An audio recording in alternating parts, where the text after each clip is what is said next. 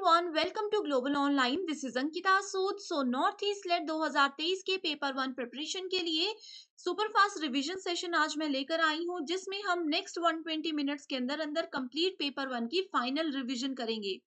हर एक यूनिट के कौन से इंपॉर्टेंट टॉपिक्स है जो कि हर साल एग्जाम में पूछे जाते हैं, उनको हम यहाँ पर कवर करने वाले हैं। एंड उसके साथ ही मैं आपको कुछ ऐसे स्मार्ट ट्रिक्स, कुछ ऐसे कीवर्ड्स बताऊंगी जो कि एग्जाम में क्वेश्चंस को सही करने में आप लोगों को बहुत ज्यादा मदद करेगा। तो आप सभी इस वीडियो में एंड तक जरूर बने रहिएगा।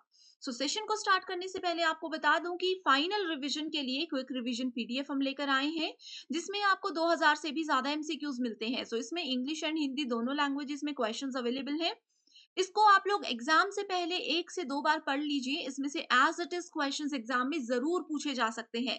इसमें आपको अपडेटेड क्वेश्चंस मिलेंगे, current affair, short notes, previous year questions and most repeated questions की सीरीज मिलेगी, जो कि डेफिनेटली कम समय में भी आपको पेपर वन में 80+ स्कोर करने में बहुत मदद करता है।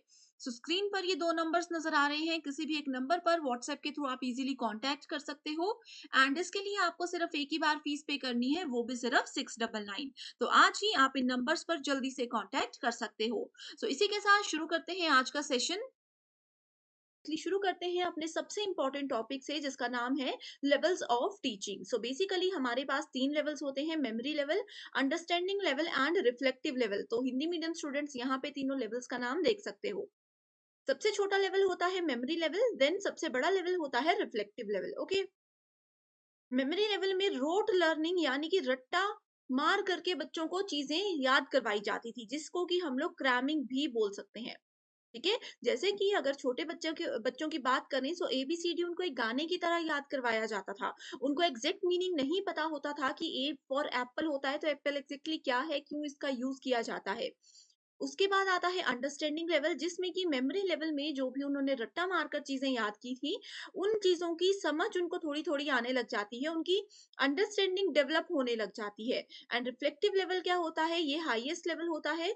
Memory level and understanding level में हमने जो कुछ भी सीखा, इन दोनों के कॉम्बिनेशन को हम यूज करते हैं रिफ्लेक्टिव लेवल में। जैसे कि बचपन से जो भी चीजें मैंने सीखी, अब real life example, real life problems में मैं उस नॉलेज को यूज कर सकती हूँ। तो वो रिफ्लेक्टिव लेवल होता है कि एग्जैक्टली हमने कहाँ पे कौन सी चीज को कैसे सीखा। करेक्ट। मेमोरी लेवल जो होता है, ये टीचर सेंटर्ड मेथड होता है, यानी कि इसमें टीचर जैसा चाहेंगे वैसा पढ़ाएंगे। टीचर को जो मन होगा, टीचर के पॉइंट ऑफ व्यू को ध्यान में रखते हुए ही इस तरह की जो है टीचिंग लर्निंग प्रोसेस को पूरा किया जाता है। Then we have understanding level, इसमें भी यही प्रोसेस रहता है। Then we have learner centred method, जो कि रिफ्लेक्टिव लेवल होता है। इसमें स्टूडेंट्स क्या चाहते हैं, स्टूडेंट्स को कौन से तरीके से पढ़ना पसंद आ रहा है, वो क्या चाहते हैं, उन सब चीजों का ध्यान में रखते हुए ये रिफ्लेक्टिव लेवल ऑफ टीचिंग होती है। Memory level and understanding level की अगर बात करें, मेमोरी लेवल थॉटलेस लेवल होता है। इसमें बिल्कुल भी दिमाग यूज नहीं होता, बस जो बोला जा रहा है उसको एज इट इज याद किया जाता है, तो थॉटलेस इसको बोलते हैं। अंडरस्टैंडिंग लेवल में थॉटफुल, यानी कि इसमें चीजें जैसे कि समझने लगते हैं तो हमारी मेमोरी, हमारा ब्रेन का यूज होने लगता है। Then we have highly thoughtful level, जिसमें कि जो कुछ भी हमने नॉलेज कलेक्ट किया था उसको यूज करने का समय है, तो इसके लिए हमें बहुत ज्यादा सोचना पड़ता है, बहुत ज्यादा दिमाग लगाना पड़ता है। तो इसी तरह से स्टूडेंट्स, इस यूनिट में सारे इंपॉर्टेंट टॉपिक्स को हम कवर हो। तो डायरेक्टली बढ़ते हैं अपने अगले टॉपिक की ओर, जिसका नाम है ब्लूम्स टेक्सोनॉमी, यानी कि ब्लूम का वर्गीकरण। ये टॉपिक बहुत इंपॉर्टेंट है, कोई भी शिफ्ट में एनटीए इसको मिस नहीं करता। ब्लूम्स की टेक्सोनॉमी के अकॉर्डिंग हमारे डोमेन्स को 3 सेक्शंस में डिवाइड किया गया है। पहला है कॉग्निटिव डोमेन, जिसको कि रिवाइज्ड कॉग्निशन डायमेंशन लिखा गया है। इसको डायरेक्टली आप लोग कॉग्निटिव डोमेन के नाम से भी जान सकते हो। ठीक है, सेकेंड है साइकोमोटर डोमेन, तीसरा है अफेक्टिव डोमेन। तो कॉग्निटिव डोमेन में हमारे पास 6 स्टेप्स होते हैं। इन स्टेप्स का नाम आपको याद रखने हैं, इनका सीक्वेंस आपको याद रखना है। ओके, तो सबसे पहली चीज क्या आ जाती है, सबसे पहली चीज आती है create, evaluate, analyse, apply, understand and remembering. Correct. Smallest level क्या होता है, creating level, then we have evaluating. यहां से थोड़ा सा आप इस तरह से देख सकते हो, सबसे पहला लेवल होता है remembering, then we have understanding, then we have application, then we have analysing, then we have evaluating and creating. अब देखो किसी चीज को मैंने याद कर लिया, मान लीजिए कि मैं पॉट बनाना सीख रही हूँ, मिट्टी के मटके बनाना सीख रही हूँ, मैंने सिर्फ अभी किसी को बनाते देखा, प्रोसेस मैंने याद कर लिया।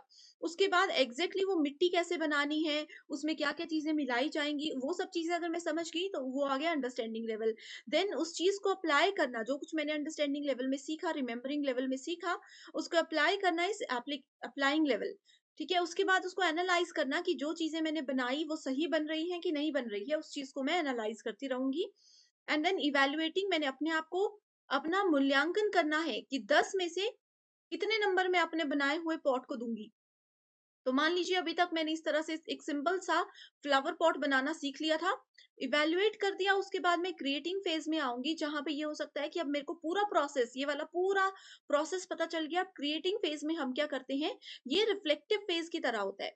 एक बार हमने सब सीख लिया, अब मैं डिफरेंट डिफरेंट शेप के इस तरह से पॉट बना सकती हूँ। प्रोसेस पता है तो सिर्फ हमें क्या करना है, उसका डिजाइन और शेप चेंज करना है। सो सिमिलरली हमारे पास सेकेंड डोमेन आता है साइकोमोटर डोमेन, जिसमें कि पहला स्टेप है imitation, manipulation, precision, articulation and naturalisation. Imitation मतलब शुरू कर देना, उसमें फिर चेंजेस करना, उसको डिटेल में समझना, उसमें ही थोड़े से बदलाव लाकर उस चीज में और थोड़े से एक्सपेरिमेंट करना, देन वो चीज हमारी इतनी प्राकृतिक हो जाती है हमारे लिए कि वो हम लोगों को फिर इजी लगने लग जाती है, तो that is called naturalisation. Similarly we talk about affective domain, so receive करना किसी चीज को, मैं आप लोगों को कुछ बता रही हूँ, आप उस चीज को रिसीव कर रहे हो, उससे अकॉर्डिंग आप उस पर रिस्पॉन्ड करोगे, फिर आप उसको वैल्यू दोगे, ऑर्गेनाइज करोगे, एंड देन इंटरनलाइजिंग वैल्यूज, यानी कि जो भी चीजें हमने सीखी थी उसको हमने अपने आप में नेचुरल बना लिया। अब जैसे आप लोगों ने देखा होगा, आप सभी यूजीसी नेट एग्जाम की तैयारी कर रहे हो, टीचिंग प्रोफेशन में जाओगे, जब आपने अगर अभी तक पढ़ाया है ऑनलाइन या ऑफलाइन कहीं पे भी, तो शुरू में आप लोग थोड़े घबराए होंगे, लेकिन समय के साथ साथ विद इन अ मंथ आप लोग इतने उसमें एक्टिव हो चुके होंगे, इतने प्रो हो चुके होंगे कि अब आप लोगों को पढ़ाने से पहले ना डर लगता होगा, और वो नेचुरली आपके अंदर से जो है चीजें निकलती हैं, एग्जाम्पल्स निकलते हैं, तो वो नेचुरलाइजेशन होता है, जिसको कि यहाँ पे अफेक्टिव डोमेन में इंटरनलाइज वैल्यूज बोला गया है। करेक्ट। डिटेल में ये सारे हमने सेपरेट सेशन में डिस्कस किए हैं, इफ यू वांट मैं डिस्क्रिप्शन बॉक्स में लिंक ऐड कर दूंगी, आप बस मुझे कमेंट करके बता दीजिए। नेक्स्ट इंपॉर्टेंट टॉपिक की बात करते हैं स्वयं। स्वयं की फुल फॉर्म क्या होती है, study webs for active learning for young aspiring minds. ये क्या है, ये एक ऑनलाइन पोर्टल है जिसमें कि सभी स्टूडेंट्स को फ्री ऑनलाइन एजुकेशन दी जाती है। शिक्षित भारत उन्नत भारत इसका एक मेजर ऑब्जेक्टिव है। स्वयं पोर्टल जो बनाया गया है, इसका मेजर ऑब्जेक्टिव यही है कि इसमें कोई भी बच्चा कहीं भी बैठ करके, आप चाहे इंडिया के किसी भी कॉर्नर पे हो, आप चाहे वर्ल्ड के किसी भी कॉर्नर पे हो, आप कहीं भी बैठ के पढ़ सकते हो। बस उसके लिए आप लोगों को इंटरनेट कनेक्शन और एक अच्छा मोबाइल लैपटॉप होना चाहिए। तो स्वयं का मेजर फोकस यही है कि फ्री ऑनलाइन एजुकेशन सभी बच्चों को दी जाए, ताकि इक्वालिटी रहे और सभी बच्चे पढ़ लिख सके। नेक्स्ट वी हैव स्वयं प्रभा। स्वयं प्रभा क्या है, ये भी एजुकेशन से ही रिलेटेड है, लेकिन ये फ्री डीटीएच चैनल है। एंड स्वयं में एक मैं आप लोगों को बता देना चाहती हूँ, इसमें बेसिकली हमारे पास क्वाड्रेंट्स होते हैं, जो कि 4 क्वाड्रेंट्स है। इसमें आप लोगों को ई कंटेंट भी मिल जाएगा, यानी कि पीडीएफ के फॉर्मेट में नोट्स भी मिल जाएंगे, आप लोग अपने आप को इवेलुएट भी कर सकते हो, आप लोग इसमें टेस्ट भी दे सकते हो, आप लोगों को इसमें वीडियो लेक्चर्स भी मिल जाएंगे। इवेलुएशन एंड टेस्ट एक ही चीज हो गई। एंड यहाँ पे आप लोगों का ऑनलाइन डिस्कशन फोरम भी इसमें प्रोवाइड कराते हैं। तो ये 4 चीजें हैं जिसपे फोकस करके स्वयं बेसिकली काम करता है। स्वयं प्रभा की बात करें, इसका मेजर फोकस भी बच्चों तक जो है पढ़ाई पहुंचाना है, बच्चे हर कहीं से पढ़ सकें, यही इसका उद्देश्य है। लेकिन ये क्या है, ये एक डीटीएच चैनल है। आप लोगों ने घर में टीवी देखते होंगे, जो फ्री चैनल्स होते हैं, फ्री डिश होती है, आप लोगों ने उसमें बहुत बार ये देखा होगा कि पूरा पूरा दिन जब आप उस चैनल के आसपास से क्रॉस होते होंगे, तो आपने देखा होगा कि वहां पे हर समय टीचर्स पढ़ा ही रहे होते हैं। तो वो स्वयं प्रभा के अंडर चैनल आते हैं। सो इसमें टोटल 34 डीटीएच चैनल है, जो कि डायरेक्टली आप लोग अपने घर पे बैठ के ही एक्सेस कर सकते हो। इसको 19 अक्टूबर 2020 को स्टार्ट किया गया था। अब यहाँ पे स्टूडेंट्स एक होमवर्क क्वेश्चन मैं आपको देती हूँ, जैसे कि स्वयं प्रभा का मैंने आपको बताया कि 19 अक्टूबर 2020 को इसको स्टार्ट किया गया है, वैसे ही स्वयं को कब लॉन्च किया गया, कब लॉन्च किया गया, इसका आंसर आप मुझे कमेंट करके जरूर बताइए। इससे क्या होगा, आपका कॉन्सेप्ट भी क्लियर हो जाएगा, आपकी रिवीजन भी हो जाएगी, एंड बाकी स्टूडेंट्स को भी आप मदद करोगे। तो स्वयं प्रभा में 24/7 एजुकेशनल चैनल्स में जो है रिपीट होते रहते हैं लेक्चर्स। अब देखो 24/7 का मतलब ये नहीं है कि हर वक्त वो टीचर्स पढ़ा रहे हैं, ठीक है? तो कई बार वो रिकॉर्डेड सेशंस भी होते हैं, कई बार वो लाइव सेशंस भी होते हैं।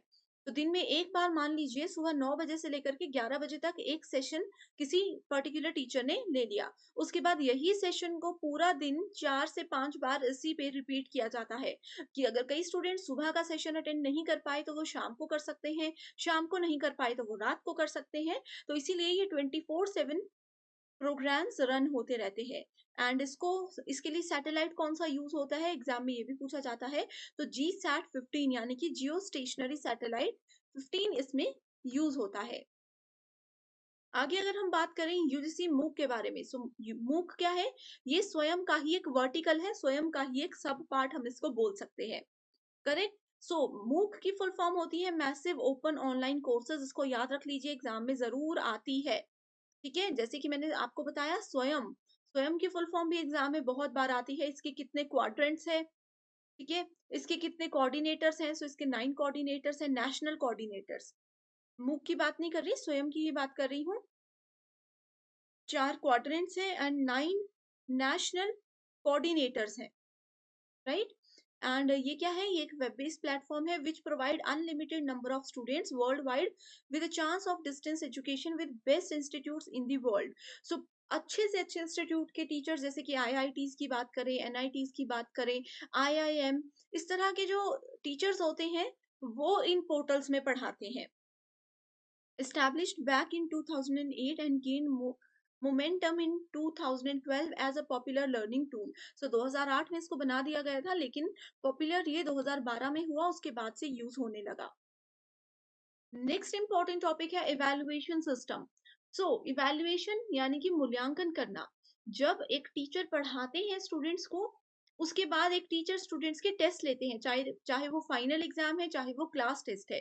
तो उससे हम क्या करते हैं? किसी एक स्टूडेंट का मूल्यांकन करते हैं कि जो भी हमने पढ़ाया वो उनको क्लियर हुआ कॉन्सेप्ट या फिर नहीं हुआ। करेक्ट। सो इसी तरह से यहाँ पे मूल्यांकन जो है बहुत इंपॉर्टेंट होता है अगर हम अपनी टीचिंग को और लर्निंग को इफेक्टिव बनाना चाहते हैं, बेहतर बनाना चाहते हैं। So evaluation is the process of gathering and interpreting evidence on changes in the behavior of the students as they progress through schools। Simple सी लैंग्वेज में बोलते हैं कि बच्चों के व्यवहार में जो परिवर्तन आते हैं, बच्चे जो चीजें सीखते हैं क्लास में, उसको चेक करना बहुत जरूरी है।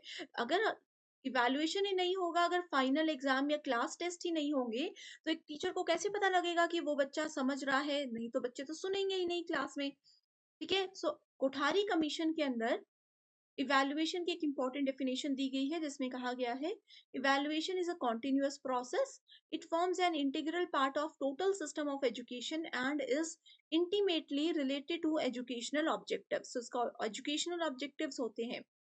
The techniques of evaluation are means of collection evidences about the students development in desirable direction, यानी कि किसी भी वांछित दिशा में, किसी भी जरूरी दिशा में स्टूडेंट की कितनी डेवलपमेंट है, किस सब्जेक्ट में उनका इंटरेस्ट ज्यादा है या कम है, वो सब जानने के लिए भी इवैल्यूएशन बहुत जरूरी होता है। सो ये इवैल्यूएशन का बेसिक इंट्रोडक्शन था। इसके बाद आते हैं टाइप्स पे, जो कि बहुत ज्यादा इंपॉर्टेंट है। तो टाइप्स में अकॉर्डिंग टू इसको जो डिफरेंट सेक्शंस में डिवाइड किया गया है वो इंपॉर्टेंट नहीं है, बाकी के टाइप्स इंपॉर्टेंट है। ठीक है। सो फॉर्मेटिव एंड समेटिव यहाँ पे देख सकते हो रिपीटेड है, तो हम वन बाय वन बात करेंगे। सबसे बेसिक आता है प्लेसमेंट। प्लेसमेंट आप लोगों ने सुना होगा कि किसी भी, मान लीजिए कि मैंने एमबीए कर ली, उसके बाद मुझे बोला जाता है कि आपकी कैंपस प्लेसमेंट होगी, यानी कि कैंपस से ही मुझे अपनी क्वालिटीज, अपनी एजुकेशनल बैकग्राउंड के हिसाब से किसी कंपनी में नौकरी दिलवाई जाएगी। तो ये होता है प्लेसमेंट। तो इसमें क्या होता है? किसी किसी पर्सन को, किसी बच्चे को हम किस प्लेस पर पहुंचा रहे हैं, दैट इज कॉल्ड प्लेसमेंट। अब कोई बच्चा है जिसका मैथमेटिक्स बहुत अच्छा है लेकिन वो ड्राइंग डांसिंग में अच्छा नहीं है, तो उस बच्चे को हम ये बोलेंगे कि आप आगे जाकर के मैथमेटिक्स में कुछ अच्छा कर सकते हो। बाकी कुछ स्टूडेंट्स ऐसे हैं, मान लीजिए, जो कि मैथ्स, इंग्लिश, साइंस इसमें बहुत बेकार है लेकिन डांसिंग में बहुत अच्छे हैं, तो उनको हम उस जगह पे प्लेस कर सकते हैं कि आप उस चीज पे ज्यादा फोकस करो। Then we have formative evaluation. तो फॉर्मेटिव से जानने से पहले मैं आपको डायग्नोस्टिक बता देना चाहती हूँ। डायग्नोस का मतलब होता है फाइंड आउट करना, कि कोई बच्चा अगर हमें देखना है कि वो किस चीज में अच्छा है, कैसे वो रिस्पॉन्ड करता है किसी पर्टिकुलर फील्ड में जा करके, तो वो सब चीजें अगर हमें देखनी है तो उसके लिए डायग्नोस्टिक इवैल्यूएशन जरूरी होता है। अगले जो 4 टाइप्स है, formative, summative, norm referenced and criterion referenced, these 4 are very important, हर साल पूछे जाते हैं। सो फॉर्मेटिव की बात करें, जो हमारे फॉर्मेटिव की बात करें, अब जैसे देखो सेशन है, सेशन में मैं क्या कर रही हूँ, बीच बीच में आप लोगों को कुछ होमवर्क क्वेश्चंस दे रही हूँ। इन होमवर्क क्वेश्चंस का क्या बेनिफिट है कि आप लोगों का मुझे पता चलेगा कि कितने बच्चे एक्टिवली मेरी क्लास में कॉन्सेप्ट को सुन रहे हैं। करेक्ट, सो ये होता है होमवर्क क्वेश्चन का बेनिफिट। सो इसी तरह से स्टूडेंट्स, फॉर्मेटिव इवैल्यूएशन होता है ऑफलाइन क्लास में भी।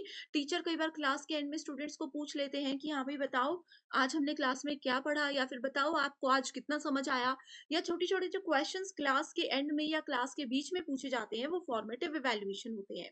Then we have summative evaluation. Summative word आप याद रख सकते हो समरी से। समरी का मतलब क्या होता है, किसी भी चीज के एंड में कुछ कैलकुलेट करना।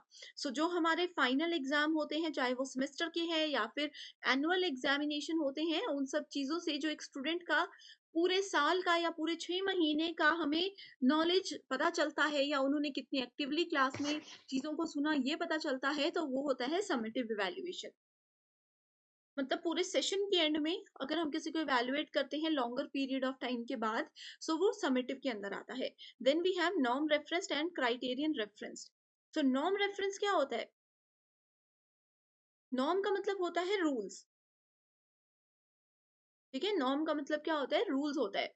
एंड क्राइटेरिया यानी कि हमने यहाँ पे कोई मान, इसको आप इस तरह से लिख सकते हो, मानदंड को सेट कर दिया।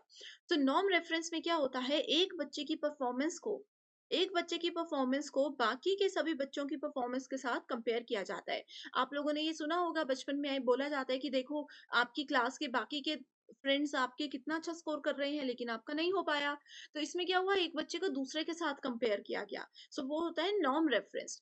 क्राइटेरियन रेफरेंस क्या होता है, उसमें हमने क्राइटेरिया सेट कर दिया। जैसे कि मैं अगर बोलती हूँ कि 50% से ज्यादा जिस बच्चे ने स्कोर कर दिया, वो बहुत ही गुड कैटेगरी के बच्चे होंगे। तो ये हमने क्राइटेरिया सेट कर दिया। 50% से ज्यादा वाले में 50.1 वाले भी होंगे एंड 100% वाले भी होंगे। इसमें हम किसी के साथ किसी को कंपेयर नहीं कर रहे हैं। हमने इसमें क्या किया, सिंपल एक क्राइटेरिया रख दिया कि इससे ज्यादा लेवल के जो बच्चे होंगे, इससे ज्यादा स्कोर वाले जो बच्चे होंगे, उनको हमने गुड कैटेगरी में काउंट करना है, चाहे वो फिर 50.1 वाले हो या फिर 100 वाले हो। तो ये थोड़ा-सा कन्फ्यूजन इसमें स्टूडेंट्स को होता है, लेकिन मैंने जैसे आपको बताया कि नॉर्म रेफरेंस में एक बच्चे को बाकी सबके साथ कंपेयर किया जाता है, एक बच्चे की परफॉर्मेंस को। फॉर एग्जांपल जैसे कि मान लीजिए एक स्टूडेंट ए है, एक स्टूडेंट बी है। स्टूडेंट्स का अगर हम मैथ का टेस्ट लेते हैं तो ए मैथ्स में बहुत अच्छा है, बी को मैथ पसंद नहीं है। ठीक है, उसके बाद अगर हम लोग डांसिंग की बात करते हैं, तो डांसिंग में ए अच्छा नहीं है, बी बहुत अच्छा है, मतलब नेशनल इंटरनेशनल लेवल तक डांस करके आया है। तो इसमें हमने क्या किया, दो लोगों की क्वालिटीज को कंपेयर किया, दो स्टूडेंट्स के मार्क्स को, दो स्टूडेंट्स की टैलेंट को हम यहाँ पे कंपेयर कर रहे हैं। तो ये किसके अंदर आएगा, ये आ जाएगा आपका नॉर्म रेफरेंस के अंदर। करेक्ट। क्राइटेरियन रेफरेंस में क्या हो गया, हमने क्राइटेरिया रख दिया कि हाँ भाई, जो जो स्टूडेंट्स के जैसे 50% मार्क्स बता दिए, या फिर किसी गेम के लिए अगर हमने किसी स्टूडेंट को सेलेक्ट करना है, तो हम बोलेंगे 5 फुट 5 इंच से ज्यादा जिसकी हाइट है, वो स्टूडेंट्स को हम सिलेक्ट करेंगे, उससे कम हाइट वालों को हम सिलेक्ट नहीं करेंगे। तो ये एक मानदंड सेट कर दिया। इसके ऊपर कितने भी लोग आ सकते हैं, इसके नीचे कितने भी लोग आ सकते हैं, that is not important here. ठीक है, सो यहाँ पे एक होमवर्क क्वेश्चन है, आप देख सकते हो कि फॉर्मेटिव और इवेल्युएटिव में किस तरह से क्वेश्चंस आते हैं। Formative evaluation tends to accelerate pace of learning. As against summative evaluation, formative evaluation is highly reliable. So बहुत ही बेसिक प्रीवियस ईयर क्वेश्चन है। ये एक एग्जाम्पल के रूप में मैंने आपको बताया है कि इस तरह के क्वेश्चंस बहुत बार एग्जाम में पूछे जाते हैं। सबसे पहले हम शुरू करते हैं रिसर्च के इंट्रोडक्शन से। रिसर्च दो चीजों से मिलकर के बना है, री एंड सर्च। सर्च का मतलब होता है किसी चीज को फाइंड आउट करना, किसी चीज को ढूंढना।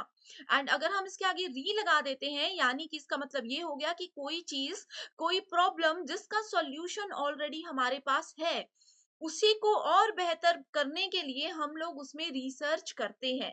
तो रिसर्च किसी भी टाइप की हो सकती है, वो एक्सपेरिमेंटल भी हो सकती है, साइंटिफिक भी हो सकती है, कैजुअल भी हो सकती है, फॉर्मल भी हो सकती है। तो इससे क्या होता है, छोटे छोटे फैक्ट्स हम पहले समझते हैं एंड उन फैक्ट्स को कलेक्ट करने के बाद हम उसके सॉल्यूशन तक पहुंचने की कोशिश करते हैं। तो रिसर्च के कुछ ऑब्जेक्टिव्स हैं जो कि एग्जामिनेशन के लिए बहुत इंपॉर्टेंट होते हैं। तो प्राइमरी ऑब्जेक्टिव्स है टू डिस्कवर न्यू फैक्ट्स। अब कोई टॉपिक है, कोई प्रॉब्लम है, उससे रिलेटेड नए फैक्ट्स, नई फाइंडिंग्स अगर हम जानना चाहते हैं तो रिसर्च उसमें की जा सकती है।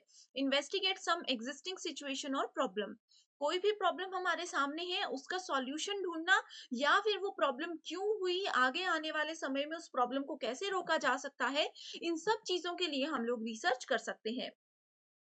To verify and test important facts, to analyze an event or process or phenomena to identify the cause and effect relationship. So, cause and effect का मतलब होता है कि कोई प्रॉब्लम हमारे सामने क्यों आई, ठीक है, एंड इस प्रॉब्लम का सॉल्यूशन क्या हो सकता है, एंड आने वाले समय में उस प्रॉब्लम से कैसे बचा जाए, क्या इनिशिएटिव्स अभी लिए जाएं ताकि फ्यूचर में जो नेक्स्ट जनरेशन है वो इस प्रॉब्लम को फेस ही ना करे। इन सब चीजों में रिसर्च हमें मदद करता है। सो ये हमने अभी तक दो कॉन्सेप्ट्स कर लिए, introduction and review. So directly अब बढ़ते हैं अपने अगले टॉपिक की ओर, जिसमें हम देखेंगे कैरेक्टरिस्टिक्स ऑफ रिसर्च, कि एक रिसर्च में कौन कौन से गुण होने चाहिए। तो हिंदी मीडियम स्टूडेंट्स के लिए भी साथ साथ में बताती हूँ।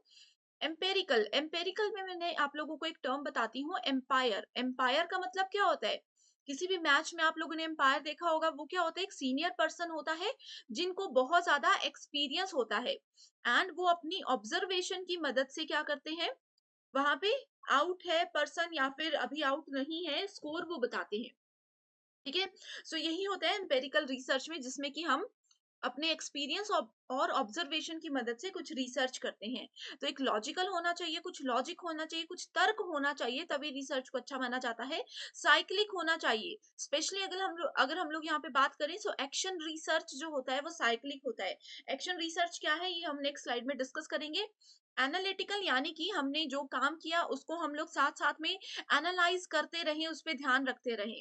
क्रिटिकल होता है, मेथोडिकल होता है, रेप्लिकेबल, फिजिबल, एथिकल। एथिकल का मतलब क्या होता है, नैतिकता, कि जितने भी कुछ रूल्स एंड रेगुलेशन होते हैं रिसर्च को लेकर के, उनको अगर हम अच्छे से फॉलो करते हुए रिसर्च करेंगे तो डेफिनेटली हमें उसका अच्छा सॉल्यूशन ही मिलेगा। नेक्स्ट टॉपिक आ जाता है स्टेप्स इन रिसर्च। तो रिसर्च में डिफरेंट स्टेप्स होते हैं जो कि अगर हम अच्छे से फॉलो करेंगे तो इजीली विदाउट एनी प्रॉब्लम हम अपने सॉल्यूशन तक पहुंच सकते हैं। तो पहला स्टेप है आइडेंटिफिकेशन ऑफ रिसर्च प्रॉब्लम। अब देखो, रिसर्च यानी कि अनुसंधान किसी पर्सन को क्यों करना होता है। किसी भी चीज की रिसर्च तब होती है अगर उससे रिलेटेड कोई प्रॉब्लम हमारे पास होगी।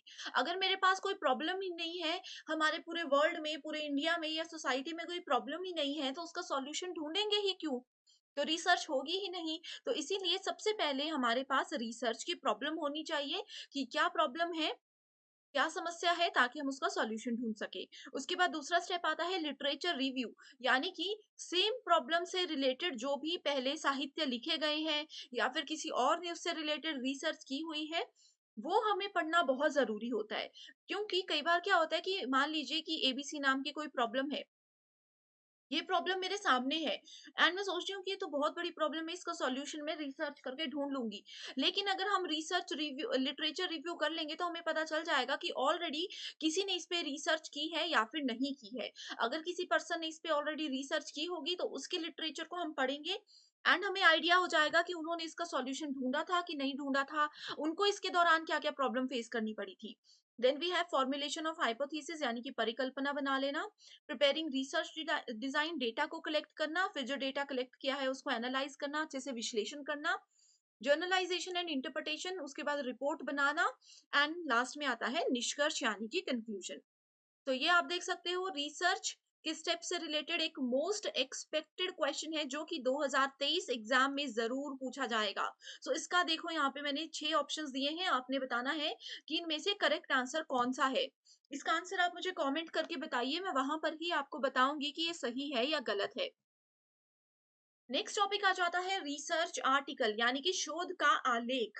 सो research article reports on the results of original research, reviews its contribution to knowledge body in a specific field and publishes publishes it in a peer reviewed journal. Simple सी language में इसको हम समझते हैं।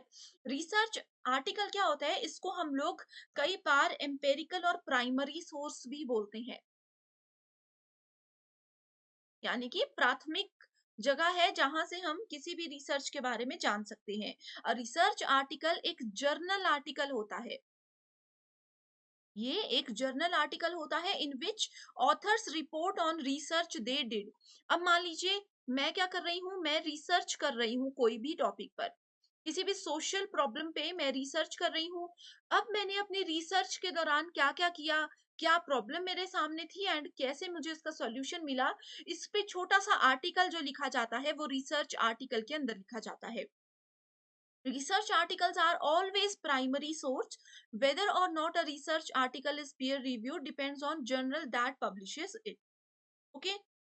तो इसमें टिपिकली क्या क्या चीजें होती हैं, इसमें होता है हमारे रिसर्च से रिलेटेड इंट्रोडक्शन, उसके बाद होता है इसमें मेथड्स की किस किस तरीके की रिसर्च को हमने यहाँ पे यूज किया, उसके बाद आता है कि रिसर्च के मेथड्स यूज करने के बाद क्या हमारे पास रिजल्ट आया, एंड फिर उससे रिलेटेड डिस्कशन आती है कि जो काम हमने यहाँ पे किया वो बेनिफिशियल है, उससे रिलेटेड हमें कोई फायदा हो सकता है या नहीं हो सकता। तो ये सारी चीजें रिसर्च आर्टिकल के अंदर आती है। इसका बेनिफिट क्या होता है कि मान लीजिए कि मैंने 2019 में किसी भी सोशल प्रॉब्लम को लेकर के रिसर्च की, अब 2023 में मेरे स्टूडेंट्स जो ये वीडियो देख रहे हैं उनका यूजीसी नेट जेआरएफ क्वालिफाई हो जाएगा, एंड वो लोग भी मान लीजिए सेम ही सोशल प्रॉब्लम प्रॉब्लम पर रिसर्च करने के बारे में सोच रहे हैं। तो आपको अगर देखना होगा कि अंकिता मैम ने कैसे रिसर्च किया था, क्या क्या प्रोसेस फॉलो किया था, तो आप मेरा रिसर्च आर्टिकल देख सकते हो, इससे आपको बेनिफिट हो जाएगा। तो ये इसका मेजर ऑब्जेक्टिव होता है। करेक्ट। सो आई होप ये टॉपिक आपको बिल्कुल समझ आ गया है। तो स्टूडेंट्स ये जो सीरीज में आपके लिए लेकर आई हूँ कि 20 मिनट्स में हम 20 कॉन्सेप्ट्स को कवर करेंगे। अगर आपको ये कॉन्सेप्ट समझ आ रहा है एंड आपको लगता है कि इससे आपके अच्छे से रिवीजन हो रही है एंड मैं इसको कंटिन्यू रखूं, तो आप मुझे जल्दी से कमेंट कर दीजिए, ताकि मैं नेक्स्ट यूनिट्स जो है रिमेनिंग यूनिट्स उन पर भी इसी तरह के वीडियोस आपके लिए लेकर की मदद से कर सकते हो। नेक्स्ट आ जाता है फिर हमारे पास टॉपिक जिसका नाम है रिसर्च थीसिस। थीसिस जिसको कि डिसर्टेशन के नाम से भी जाना जाता है, हालांकि इन दोनों में थोड़ा सा डिफरेंस होता है। क्या डिफरेंस होता है स्टूडेंट्स, ये होमवर्क है। थीसिस और डिसर्टेशन में क्या डिफरेंस होता है ये मुझे जल्दी से कमेंट करके आप लोग बता दीजिए। अगर आपको आता है तो भी बताइए, नहीं आता है तो भी बताइए, इस पे एक शॉर्ट वीडियो में लेकर आऊंगी। थीसिस और डिसर्टेशन एक टेक्स्ट होता है that describes the author's work and result in support of an application for an academic degree or professional qualification. So as a researcher आप लोग जिस जिस भी काम पर रिसर्च कर रहे हो, जिस भी टॉपिक पर रिसर्च कर रहे हो, उसकी आपकी क्या रिपोर्ट आई, क्या आपने रिसर्च किया, ठीक है, उससे रिलेटेड एक एप्लीकेशन टाइप होता है जिसकी बेसिस पे आप लोगों को अपनी पीएचडी की डिग्री प्रोवाइड करवाई जाती है। ठीक है, सो ये होता है रिसर्च थीसिस।